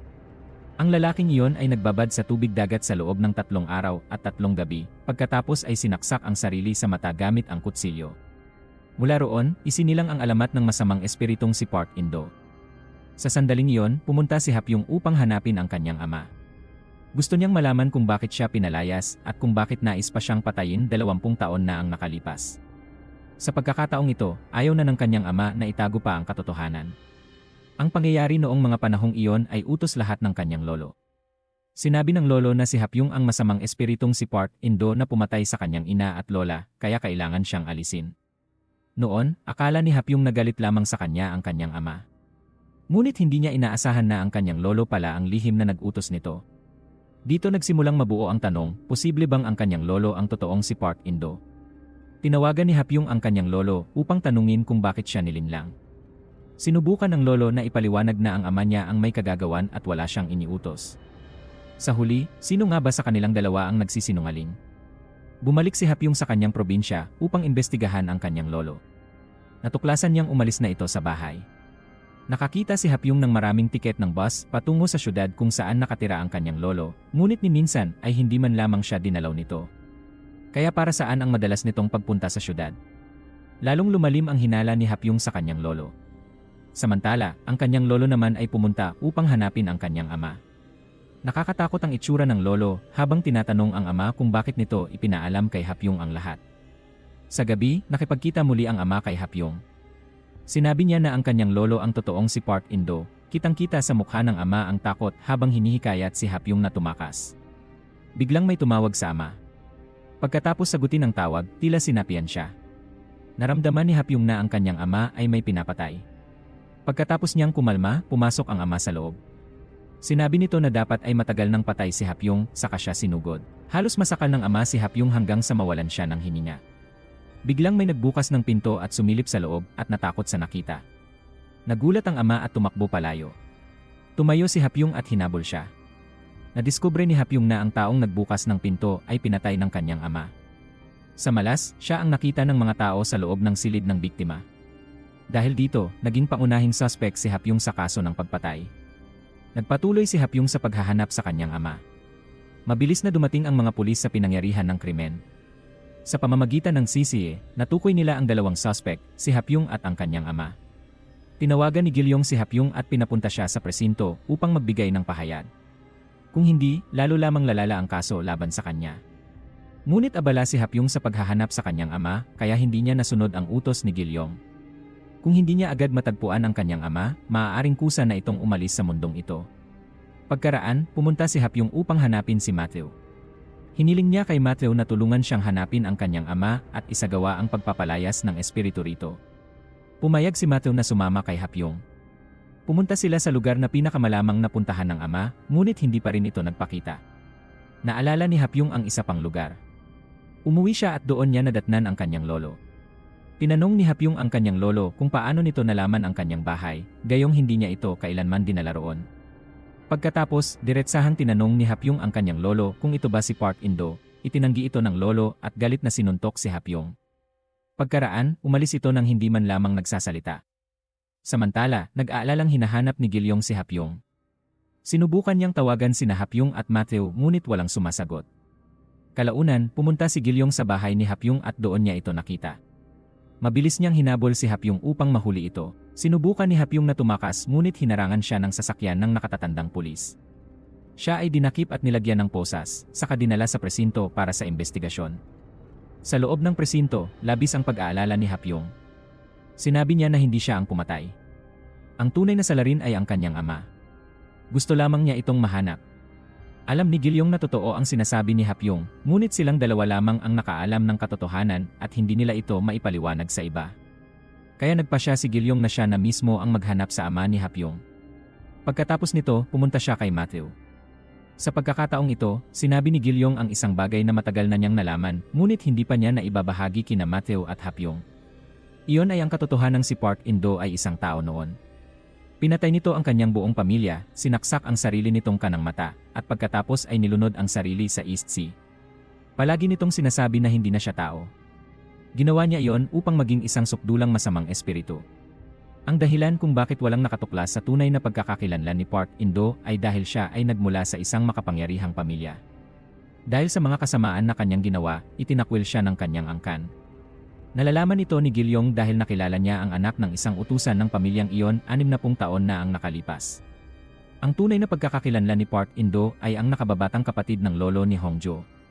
Samantala, pumunta si Hongjo upang kausapin ang kanyang tunay na ama at tanungin ito tungkol sa taong tumutulong sa kanya sa loob ng maraming taon. Nang marinig ng ama ang pangalang Park In-do, siya ay nagulat. Dahil ayon sa pagkakaalam ng ama ni Hongjo, matagal nang patay si Park In-do, paano nito matutulungan si Hongjo? Pagkatapos, ikinuwento ng tunay na ama kay Hongjo ang buong pangyayari noon. Si Park In-do ay nakababatang kapatid ng lolo ni Hongjo. Mahilig itong pumatay ng tao. Matapos nitong patayin ang sariling asawa at anak na babae, kusa itong umalis sa mundong ito. Mula noon, hindi na muling binanggit ang pangalang Park In-do. Sa sandaling iyon, tinitigan ng ama si Hongjo. Sa katunayan, kamukha niya ang masamang espiritu na si Park In-do, Tinitigan ni Hongjo ang kanyang ama ng may kakaibang tingin. Sa oras na yon, nakatanggap si Matthew ng tawag mula sa ama ni Hapyong. Sinabi nito na pupuntahan niya si Hapyong upang tapusin ang lahat ng dapat sanay natapos na 20 taon na ang nakalipas. Gusto ng ama ni Hapyong na siya mismo ang pumatay sa kanya. Agad na tinawagan ni Matthew si Gilyong upang ipaalam ang balita. Nasa pinangyarihan ng krimen si Gilyong na kagagawa ng ama ni Hapyong. Doon, may napansin siyang kahina-hinalang tao. Mabilis niya itong hinabol, nahuli at dinala sa presinto. Ang taong iyon ay isang saksi na nakakita kung paano pumatay ang ama ni Hapyong. Dahil dito, napawalang sala si Hapyong at pinalaya. Pagkatapos, kinausap ni Matthew si Hapyong. Ipinabatid niya na nakipag-ugnayan ang ama ni Hapyong at sinabi na babalik ito sa lugar kung saan nagsimula ang lahat upang tuluyan na itong tapusin. May naalala si Hapyong. Agad niyang tinawagan ang kanyang lolo, ngunit hindi ito sumasagot. Nagmamadaling bumalik ang grupo sa bahay ni Hapyong sa probinsya. Samantala, umuwi na rin ang lolo at nadatnan doon ang ama ni Hapyong na naghihintay sa kanya. Emosyonal na niyakap ng lolo ang ama ni Hapyong. Ngunit napansin ng lolo na kakaiba ang kilos nito. Napagtanto niyang ito ang palatandaan ng isang taong sinasaniban. Tatangkain sana ng lolo na kunin ang kanyang telepono upang tawagan si Hapyong, ngunit napansin ito ng ama at agad na naglabas ng kutsilyo upang takutin siya. Sinabi ng ama ni Hapyong na babalik si Hapyong ng kusa at doon na nila tatapusin ang lahat. Labis itong ikinabahala ng lolo. Habang pauwi si Hapyong, muli niyang nakita sa kanyang isipan ang pangitain na pinapatay ang kanyang lolo. Hindi siya umabot sa tamang oras. Malupit na sinaksak ng ama ang lolo. Sa huling lakas nito, humingi ng tawad ang lolo kay Hapyong. Ang lolo ang nag-utos sa ama na patayin si Hapyong noon dahil ayaw niyang makita itong maging halimaw na tulad ni Park In-do. Labis na nasaktan si Hapyong sa katotohanan ito. Nawalan ng malay ang lolo at kahit anong gawin ni Gilyong upang iligtas siya ay wala na ring nagawa. Pagkatapos nito, sinimulan nilang hanapin ang ama. Nalaman ni Hapyong na balak nitong tumakas papuntang kabundukan kaya agad niya itong hinabol. Sa isang likuan, nawala sa paningin niya ang ama at naghanap siya ng balisa. Biglang sinakal siya ng ama mula sa likuran. Hinugot nito ang isang singsing mula sa bulsa. Nang makita ang wedding ring, tila natauhan ng ama. Napagtanto niyang napakalaki ng pagkakamali niya kaya binitawan niya si Hapyong. Pagkatapos, muli siyang tumakbo papasok sa mas masukal na bahagi ng gubat at patuloy siyang hinabol ni Hapyong. Nakita ni Hapyong na tila magpapatiwakal ang ama kaya sinubukan niya itong pigilan. Ngunit sumigaw ang demonyong nasa katawan ng ama, ikaw at lahat ng nasa paligid mo ay mamamatay. Pagkasabi nito, nagpakamatay ang ama. Hindi na iligtas ni Hapyong ang kanyang ama at napasigaw siya sa matinding dalamhati. Patay na ang kanyang ama at nasa ospital ang kanyang lolo. Nalaman niyang hindi pala sila si Park In-do, nawalan siya ng gana mabuhay. Naalala niya ang mga sinabi ng kanyang ama. Natakot si Hapyong na madamay pa ang mga taong nasa paligid niya, kaya sinabi niyang titigil na siya sa paghahanap kay Park In-do, ngunit sina Gilyong at Matthew ay ayaw sumuko. Matapos masaksihan ang napakaraming pangyayari, mas lalo nilang gustong hulihin ang masamang espiritu at pagbayarin ito sa lahat ng nagawa nito. Sa oras na yon, nakipagkita si Pariyang kay Matthew. Tinanong niya kung si Hapyong ba ang sinasaniban ni Park In-do. Minsan nang nagduda si Matthew, ngunit matapos ang lahat ng kanilang pinagdaanan, nagtiwala na siya kay Hapyong. Ayon kay Pariyang, 20 taon na ang nakalipas, 5 lamang silang naroon sa silid ng mangyari ang insidente. Si Pari Choi, ang ama ni Hapyong, ang lolo niya, si Pariyang, at si Hapyong. Patay na sina Pari Choi at ang ama ni Hapyong. Nasa ospital ang lolo. Naiwan lamang sina Pariyang at Hapyong. Iginiit ni Pariyang na hindi siya sinasaniban. Kaya ang natitirang posibilidad ay si Hapyong. Nagbigay ng teorya si Pariyang, maaaring nasa loob mismo ni Hapyong ang masamang espiritu. Dahil bata pa siya noon, hindi niya ito naramdaman. Ngunit ngayon, kaya na niyang maramdaman ang presensya ng espiritu. Bukod pa rito, napansin din ni Matthew na ang mga taong sinasaniban ay laging may kaugnayan kay Hapyong. Dahil dito, muling nagkaroon ng pagdududa si Matthew. Kaya nagpasya siyang imbestigahan ito ng mabuti. Kinabukasan, pinuntahan niya ang albularyong nagsagawa ng ritual kay Hapyong 20 taon na ang nakalipas. Laking gulat niya nang maalala pa nito ang lahat ng nangyari noong araw na yon. Ayon sa albularyo, napakalakas ng masamang espiritu sa loob ni Hapyong noon. Imposibleng mapalayas ito ng tuluyan. Ang nagawa lamang nila ay pansamantalang masil ang kapangyarihan nito. Ngunit ang bisa ng seal na iyon ay malapit ng magwakas. Kapag tuluyan itong nabasag, muling kakawala ang masamang espiritu at lubos na sasakupin ang katawan ni Hapyong na magtutulak sa kanya upang maging isang tunay na halimaw. Matapos marinig ito, labis na nabigla si Matthew. Gusto niyang linawin ang kanyang mga hinala upang makita kung si Hapyong nga ba ang masamang espiritu na si Park In-do. Gusto ni Matthew na tingnan ang kanang mata ni Hapyong. Tinakpan ni Hapyong ang kanyang mga mata at malinaw pa rin niyang nakita si Matthew.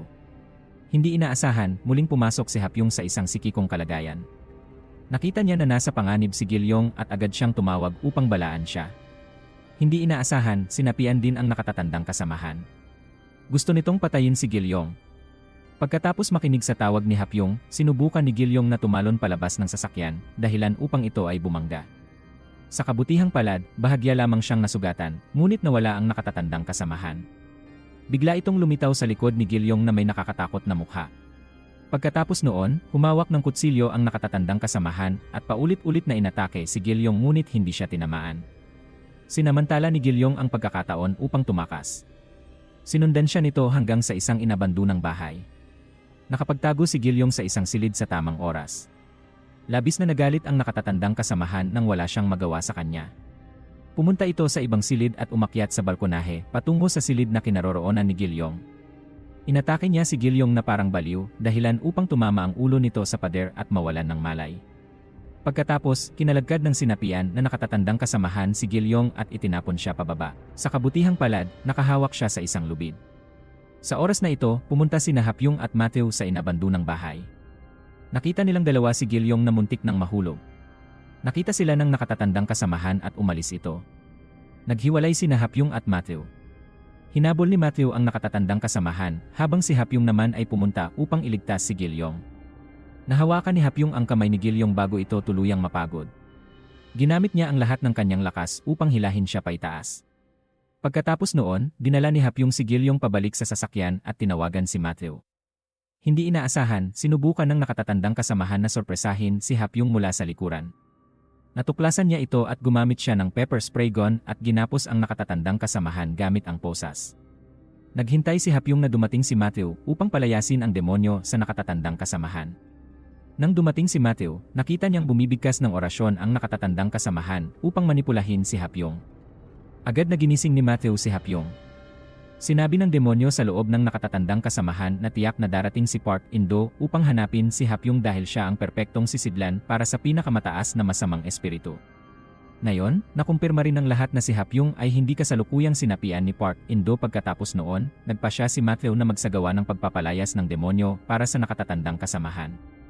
Ngunit masyado nang humina ang kapangyarihan ni Matthew.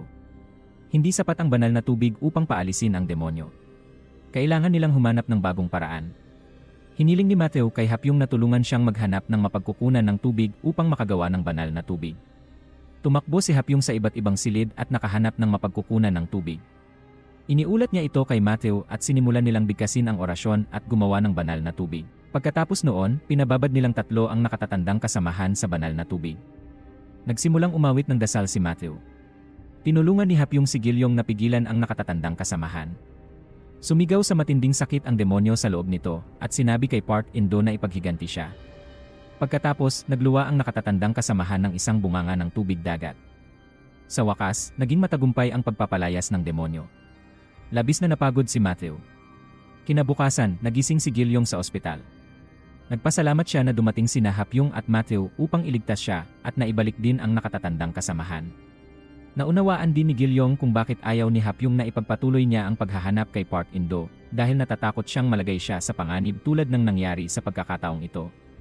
Ngunit lalo nitong pinatibay ang loob ni Gilyong na tulungan si Hapyong na hulihin si Park In-do matapos ang huling orasyon. Malinaw na humina si Matthew.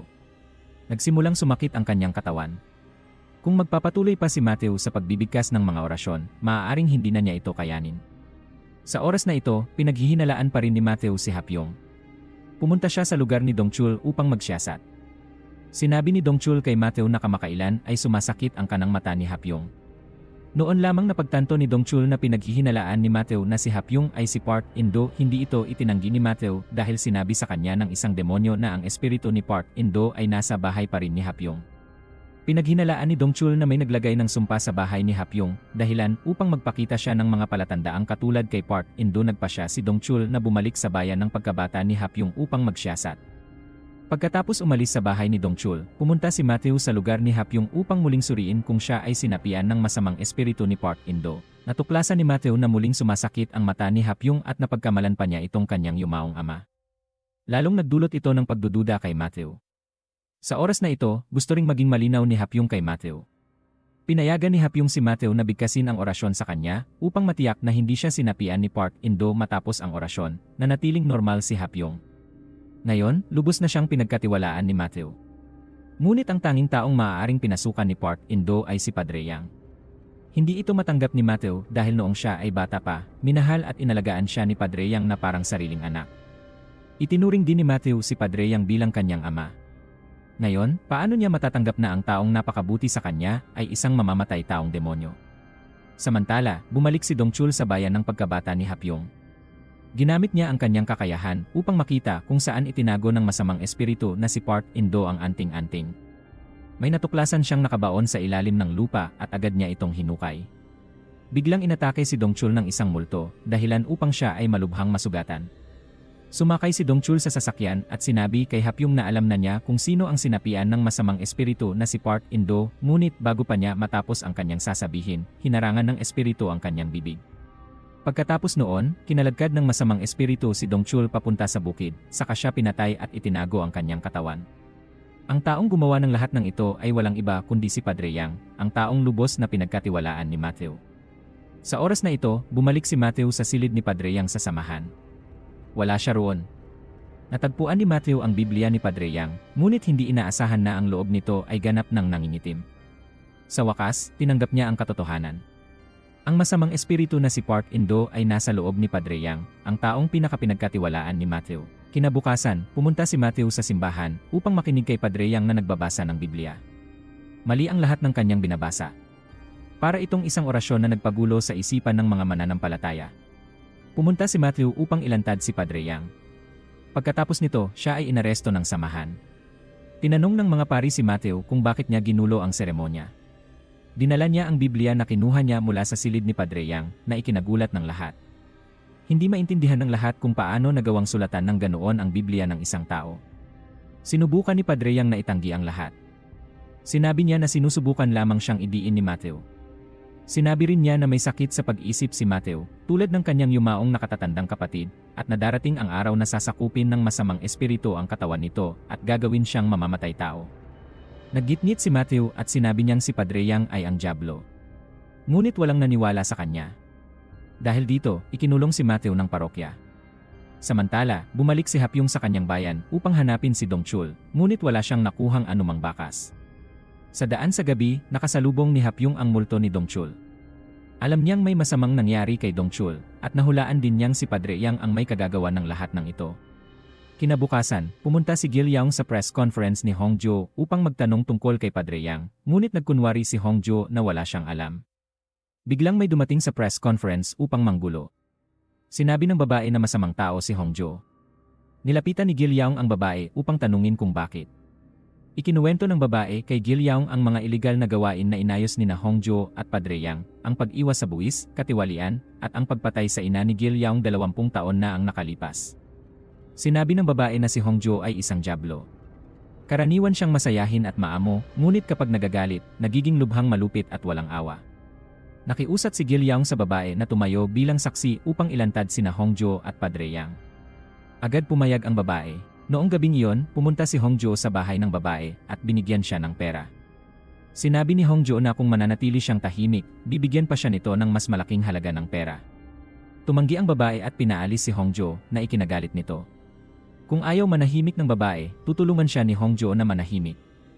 Diretsahang brutal na pinatay ni Hongjo ang babae. Pagkatapos nito, natakot siya at naghanap ng paraan upang ayusin ang nangyari. Sa oras na ito, nasa ospital si Padre Yang kung saan naroon ang lolo ni Hapyong. Balak patayin ni Padre Yang ang lolo ni Hapyong. Nang matanggap niya ang tawag, tumakbo si Padre Yang papunta sa bahay ng babae. Galit na galit niyang sinampal ng malakas si Hongjo. Isa itong sensitibong panahon.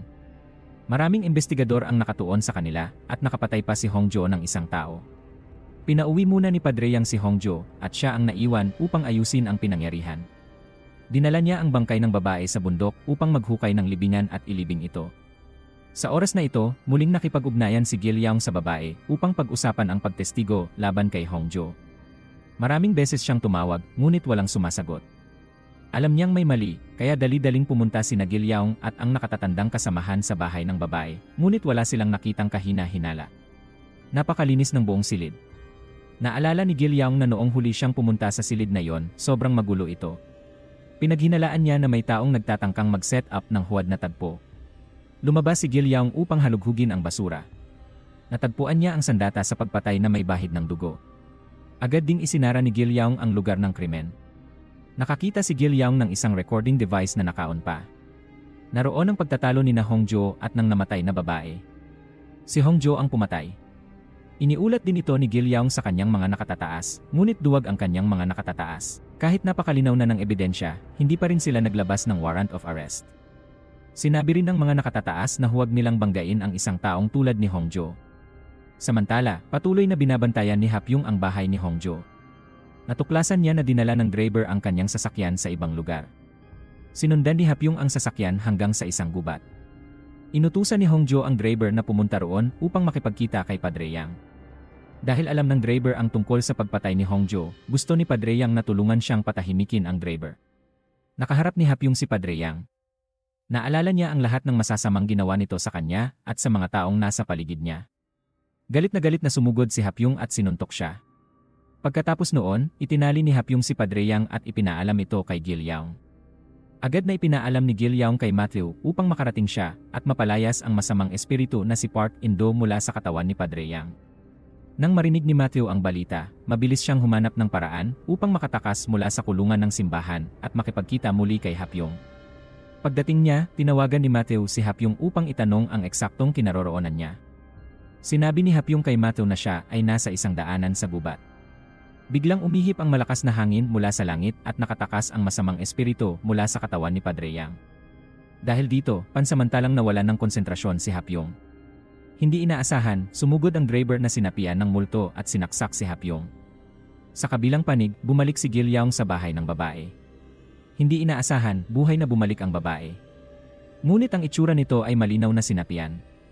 Humawak ang babae ng isang matulis na patpat at sinaksak ang sarili sa mata. Sa oras na ito, tumakbo si Matthew papunta sa kinaroroonan ni Hapyong. Sinabi ni Hapyong kay Matthew na habulin si Padre Yang at huwag siyang hayaang makatakas. Dali-daling hinabol ni Matthew si Padre Yang. Hindi inaasahan, nasalubong niya ang sinapian na driver. Inilabas ni Matthew ang krus upang palayasin ang demonyo. Ngunit wala na si Matthew sa sapat na lakas. Pinigil siya ng demonyo at napaluhod sa lupa.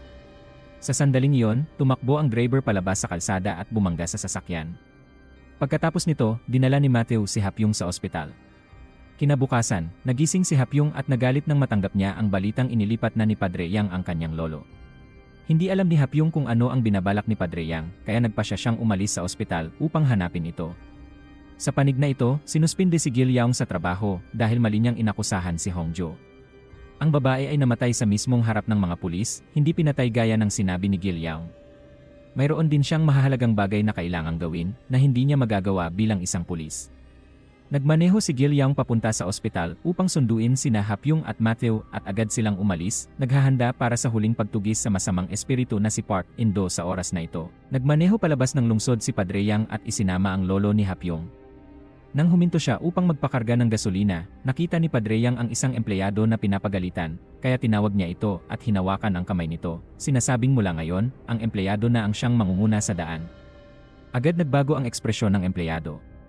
Sa sandaling ito, naramdaman ni Hapyong na may isang taong sinapian ng multo na malapit nang pumatay ng iba. Batay sa paglalarawan, pumunta ang grupo sa isang gasolinahan, ngunit patay na ang may-ari. Sinaksak din ng empleyado ang sarili sa mata. Pagkatapos noon, sumugod ang empleyado sa sasakyan ni Hapyong at itinuro sa kanila ang daan. Nagpatuloy ang grupo sa direksyong iyon. Sa daan, nakasalubong nila ang isa pang bus. Pinatay ng driver ang lahat ng pasahero. Ito rin ay kagagawa ni Padre Yang. Saan man siya magpunta, nagkakalat siya ng patayan. Natagpuan ng mga pulis ang driver. Patuloy niyang itinuro sa grupo ang isang direksyon, saka sinaksak ang sarili sa mata. Napagtanto ni Hapyong na silangan ang direksyon. Gusto silang dalhin ni Padre Yang sa dagat. Sa oras na ito, dumating si Padre Yang sa isang nursing home sa isang baybaying baryo.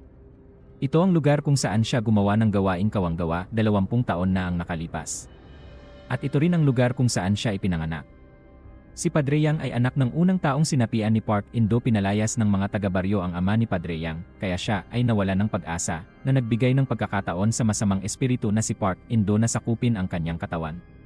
Ngayon, bumalik si Padre Yang upang maghiganti sa lahat ng tao sa baryong ito. Pinakawalan niya ang kanyang mga multo upang guluhin ang lahat sa nursing home. Pagkatapos nito, may ilan na kusang umalis sa mundong ito, habang ang iba naman ay umuwi at pinatay ang kanilang mga kamag-anak. Sa gabi, pumunta sina Hapyong sa bahay ng direktor ng nursing home. Pagdating nila sa bahay ng direktor, nalaman nilang sinapian ito ng multo. Agad nilang tatlo na sinupil ang direktor. Gusto ni Hapyong na magsagawa ng orasyon si Matthew, ngunit sa pagkakataong ito, hindi na niya ito nagawa. Halos naubos na ang lahat ng lakas ni Matthew. Nadaig siya ng demonyo at tumakbo palabas sa takot. Lumuhod si Matthew at nakiusap sa Diyos na bigyan siya ng kaunting lakas upang tuluyan niyang mapuksa ang mga natitirang demonyo sa pagkakataong ito. Ngunit ang katawan ni Matthew ay halos wala ng buhay. Nang makita ito, alam ni Hapyong na kung magpapatuloy pa si Matthew sa pagbibigkas ng orasyon, mamamatay siya. Ngunit sinabi pa rin ni Matthew na kaya pa niyang magpatuloy. Sa loob ng bahay, nasupil na ni Gil Yaung ang sinapian na direktor. Tumawag na rin ng pulis ang pamilya. Dumating ang mga pulis at kumatok sa pinto ng bahay, ngunit may naramdaman si Gil Yaung na hindi tama. Sinabi niya sa pamilya na dahan-dahan nilang buksan ang pinto. Naghintay ng matagal ang pulis at lalo pang lumakas ang kanyang katok. Pagkatapos, binasag niya ang bintana at pumasok sa bahay. Napagtanto ni Gil Yaung na ang pulis ay sinapian din sumugod ito upang atakihin siya. Hindi siya kayang labanan ni Gil Yaung. Sa kabutihang palad, bumalik sina Hapyong at Matthew sa tamang oras, at mabilis nilang pinigilan ang pulis. Nais ni Matthew na ipagpatuloy ang pagbibigkas ng mga orasyon, ngunit lalo lamang itong lumala at bumagsak siya sa lupa. Wala nang natitirang lakas si Matthew. Sa sandaling ito, alam nilang sinapian na ang buong baryo. Kung hindi nila ito ayusin agad, mamamatay ang lahat ng taga-baryo. Kung gusto nilang lipulin ang mga demonyong gumugulo sa lahat, kailangan nilang harapin ang pinakamataas na kasamaan na si Park In-do, na siyang kumokontrol sa lahat ng demonyo. Nagpasya ang grupo na pumunta sa nursing home upang hanapin si Padre Yang. Pagdating nila roon, naghiwalay sila upang hanapin siya. Bumalik ang dati ng sugat ni Hapyong. Pinayuhan siya ni Gil Yaung na maghintay na lamang habang hinahanap nila si Padre Yang, kung hindi ay mamamatay siya bago pa nila ito matagpuan. Sa oras na ito, sinabi ni Hapyong kay Gil Yaung na siya ang kailangang tumapos sa lahat ng ito dahil masyado nang mahina si Matthew. Kung magpapatuloy pa si Matthew sa pagpapalayas ng demonyo, mamamatay siya. Sinabi rin ni Hapyong na mayroon siyang paraan upang tuluyang sirain ang masamang espiritu na si Park In-do sa katawan ni Padre Yang. Sa panig na ito, natagpuan din ni Matthew si Padre Yang. Gusto niyang tulungan itong sirain ang masamang espiritu na si Park In-do, ngunit dahil sa matinding puwersa ni Park In-do, ni hindi man lang makagalaw si Matthew. Sinabi ni Padre Yang kay Matthew na tatapusin na niya ang lahat upang maghanda para sa isang bagong simula. Sa oras na ito, nagsimula ng patayin ng mga sinapian ang isa't isa. Ang buong baryong ito ay malapit ng tuluyang masira. Kahit pinahihirapan at pinipigilan ni Park In-do, hawak pa rin ni Matthew ang krus at patuloy na umusad. Hindi urong ang Diyos upang tulungan silang sirain ang masamang espiritu na si Park In-do. Nakita ito ni Hapyong at agad siyang sumugod upang pigilan siya. Ayaw niyang mamatay si Matthew. Sa sandaling iyon, inihayag ni Hapyong ang tunay na layunin ng masamang espiritu na si Park In-do. Ang perpektong katawan na nais sakupin ng masamang espiritu ay si Hapyong. Handa si Hapyong na ibigay ang kanyang katawan. Gusto niyang pumasok si Park In-do sa kanyang katawan. Pagkatapos, kusa siyang aalis sa mundong ito. Iyon ang magiging paraan upang tuluyan nilang sirain si Park In-do, ngunit biglang nagbago ang isip ni Padre Yang. Gusto niyang tapusin ang lahat. Pagkatapos nito, kusa ring iniwan ni Padre Yang ang mundong ito. Hindi maintindihan ng grupo ang nangyari. Bakit nagpa siya ang masamang espiritu na si Park In-do na tumigil sa oras na ito? Matapos mamatay si Padre Yang, bumalik sa normal ang mga taga-baryo. Natagpuan din ni Hapyong ang kanyang lolo. Kinabukasan, pinag-usapan ng tatlo ang pagkamatay ni Padre Yang. Lahat ay nangyayari ayon sa kanyang plano. Bakit niya piniling umalis sa mundong ito? Naalala ni Matthew ang sinabi nito, tapusin ang lahat upang maghanda para sa isang bagong simula. Maaaring bumalik pa ang masamang espiritu na si Park In-do. Una siyang nagpakita 60 taon na ang nakalipas. Muling nagpakita makalipas ang 20 taon. Ngayon ay ikatlong beses na ito. Kaya kailan siya muling babalik? Walang nakakaalam. Makalipas ang ilang araw, pumunta si Matthew sa mga bahay ng mga taong sinapian upang suriin silang muli. Natuklasan niya na tumutugon pa rin ang mga taong ito sa krus. Hindi niya inaasahan na umiiral pa rin ang mga demonyo. Iniulat ni Matthew ang balitang ito kay Gillion. Labis itong ikinagulat ni Gillion. Nabigla rin siya nang makita niyang may nag-iwan ng ulo ng uwak sa loob ng isang garapon sa kanyang bahay. Agad na naisip ng dalawa si Hapyong. Maaaring nasa panganib din siya. Samantala, aktibong hinahanap ni Hapyong ang bangkay ni Dongchul. Naalala niya ang dahilan kung bakit biglang nawala ang kanyang kaibigan. Noong araw na yon, pumunta si Dongchul sa bahay ni Hapyong at may natuklasan. Sinabi rin niya kay Hapyong na alam na niya kung sino si Park In-do. Umuwi si Hapyong upang maghanap. Natagpuan niya ang mga bakas ng paghuhukay sa hardin. Hinukay ito ni Hapyong upang tingnan. Isa pala itong anting-anting na hugis tao na ginawa mula sa bangkay ng isang tao. Ang bangkay na ito ang unang taong sinapian ni Park In-do. Hindi inaasahan, si Park In-do pala ay ang kanyang sariling lolo. Dinala ni Hapyong ang bagay na ito sa kanyang lolo. Sa sandaling iyon, ang taong nasa harapan niya ay hindi na ang kanyang lolo, kundi ang masamang espiritu na si Park In-do. Ganap nang bumalik ang sikikong kakayahan ni Hapyong noong bata pa siya. Nakakakita na siyang muli ng mga multo. Mula pagkabata, kinilala na ni Hapyong ang masamang espiritu na si Park In-do bilang kanyang lolo. Ngunit natatakot siyang saktan nito ang kanyang pamilya, kaya hindi siya nangahas magsalita. Matapos ang pagpapalayas ng demonyo noon, nawala rin ang alaala at espesyal na kakayahan ni Hapyong. Dahil may perpektong katawan si Hapyong ngunit napakalakas ng kakayahan niyang magselyo, napilitan si Park In-do na manatili sa tabi niya. Unti-unti, sinira ni Park In-do ang selyo upang magawang sakupin ang katawan ni Hapyong. Sa tuwing nagdurusa si Hapyong, humihina ang selyo. Iyon ang dahilan kung bakit kailangang mamatay ang mga taong nasa paligid ni Hapyong. Ginamit lamang ni Park In-do sina Padre Yang at Hongjo para sa layuning ito. Halos lahat ay kanyang minanyobra. May masasamang likas na ugali ang mga tao. Sinasamantala lamang iyon ni Park In-do upang gawing mga tao-tauhan ang mga tao. Lumapit si Hapyong kay Park In-do, ngunit agad siyang pinigil at nagluwa ng dugo. Sa sandaling ito, sinabi ni Hapyong kay Park In-do na kung labis nitong ninanais ang kanyang katawan, lumapit ito at kunin. Nais ni Hapyong na mamatay kasama si Park In-do. Matapos pumasok ang masamang espiritu na si Park In-do sa katawan ni Hapyong, sinimulan niyang ukitin sa kanyang katawan ang selyong orasyon na itinuro sa kanya ni Dongchul. Sa oras na ito, dumating din si Matthew sa bahay ni Hapyong. Gusto niyang tulungan si Hapyong na palayasin ang masamang espiritu.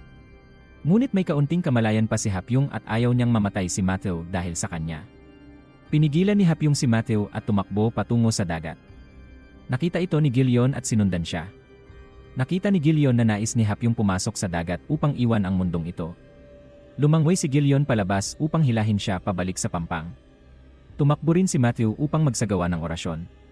Ngunit sa sandaling ito, ganap ng sinakop ng masamang espiritu na si Park In-do ang katawan ni Hapyong. Nilubog ni Hapyong silang dalawa sa ilalim ng tubig. Umiyak si Gillion at nakiusap kay Hapyong na subukan niyang pigilan ang sarili. Pansamantalang nabawi ni Hapyong ang kontrol sa kanyang katawan. Sinaksak niya ang kanyang mata gamit ang kutsilyo at tumalon sa dagat. Lumangway si Matthew upang sundan siya, ngunit nawala ng malay dahil sa matinding pagod. Binitiwan ni Hapyong ang kamay ni Matthew at dahan-dahang lumubog sa ilalim ng dagat. Lumangway si Gillion upang iligtas silang dalawa, ngunit si Matthew lamang ang kanyang nailigtas. Kinabukasan, nagsimulang maghanap ang mga pulis sa katawan ni Hapyong. Dahil sa gabay ng isang espiritual na puwersa, natagpuan nila ang bangkay ni Dongchul. Ngunit walang bakas ni Hapyong. Parehong naniwala sina Gillion at Matthew na buhay pa si Hapyong. Makalipas ang isang taon, pumunta sina Gillion at Matthew sa bahay ni Hapyong upang magtanong tungkol sa kanyang lolo. Natuklasan nilang may nagpadala ng maraming gamit doon. Sa pamamagitan ng pagsisiyasat, natagpuan ng dalawa ang bahay ng nagpadala. Buhay pa talaga si Hapyong. Muling nagkita ang tatlo na puno ng tuwa at damdamin. Dito nagtatapos ang serye. Maraming salamat po sa patuloy na pagsuporta sa Nilagang Money. Hanggang sa muli. Kung nagustuhan mo ang aral sa istorya na to, huwag kalimutang mag-subscribe sa channel at pindutin ang notification bell para lagi kayong updated sa mga susunod nating uploads.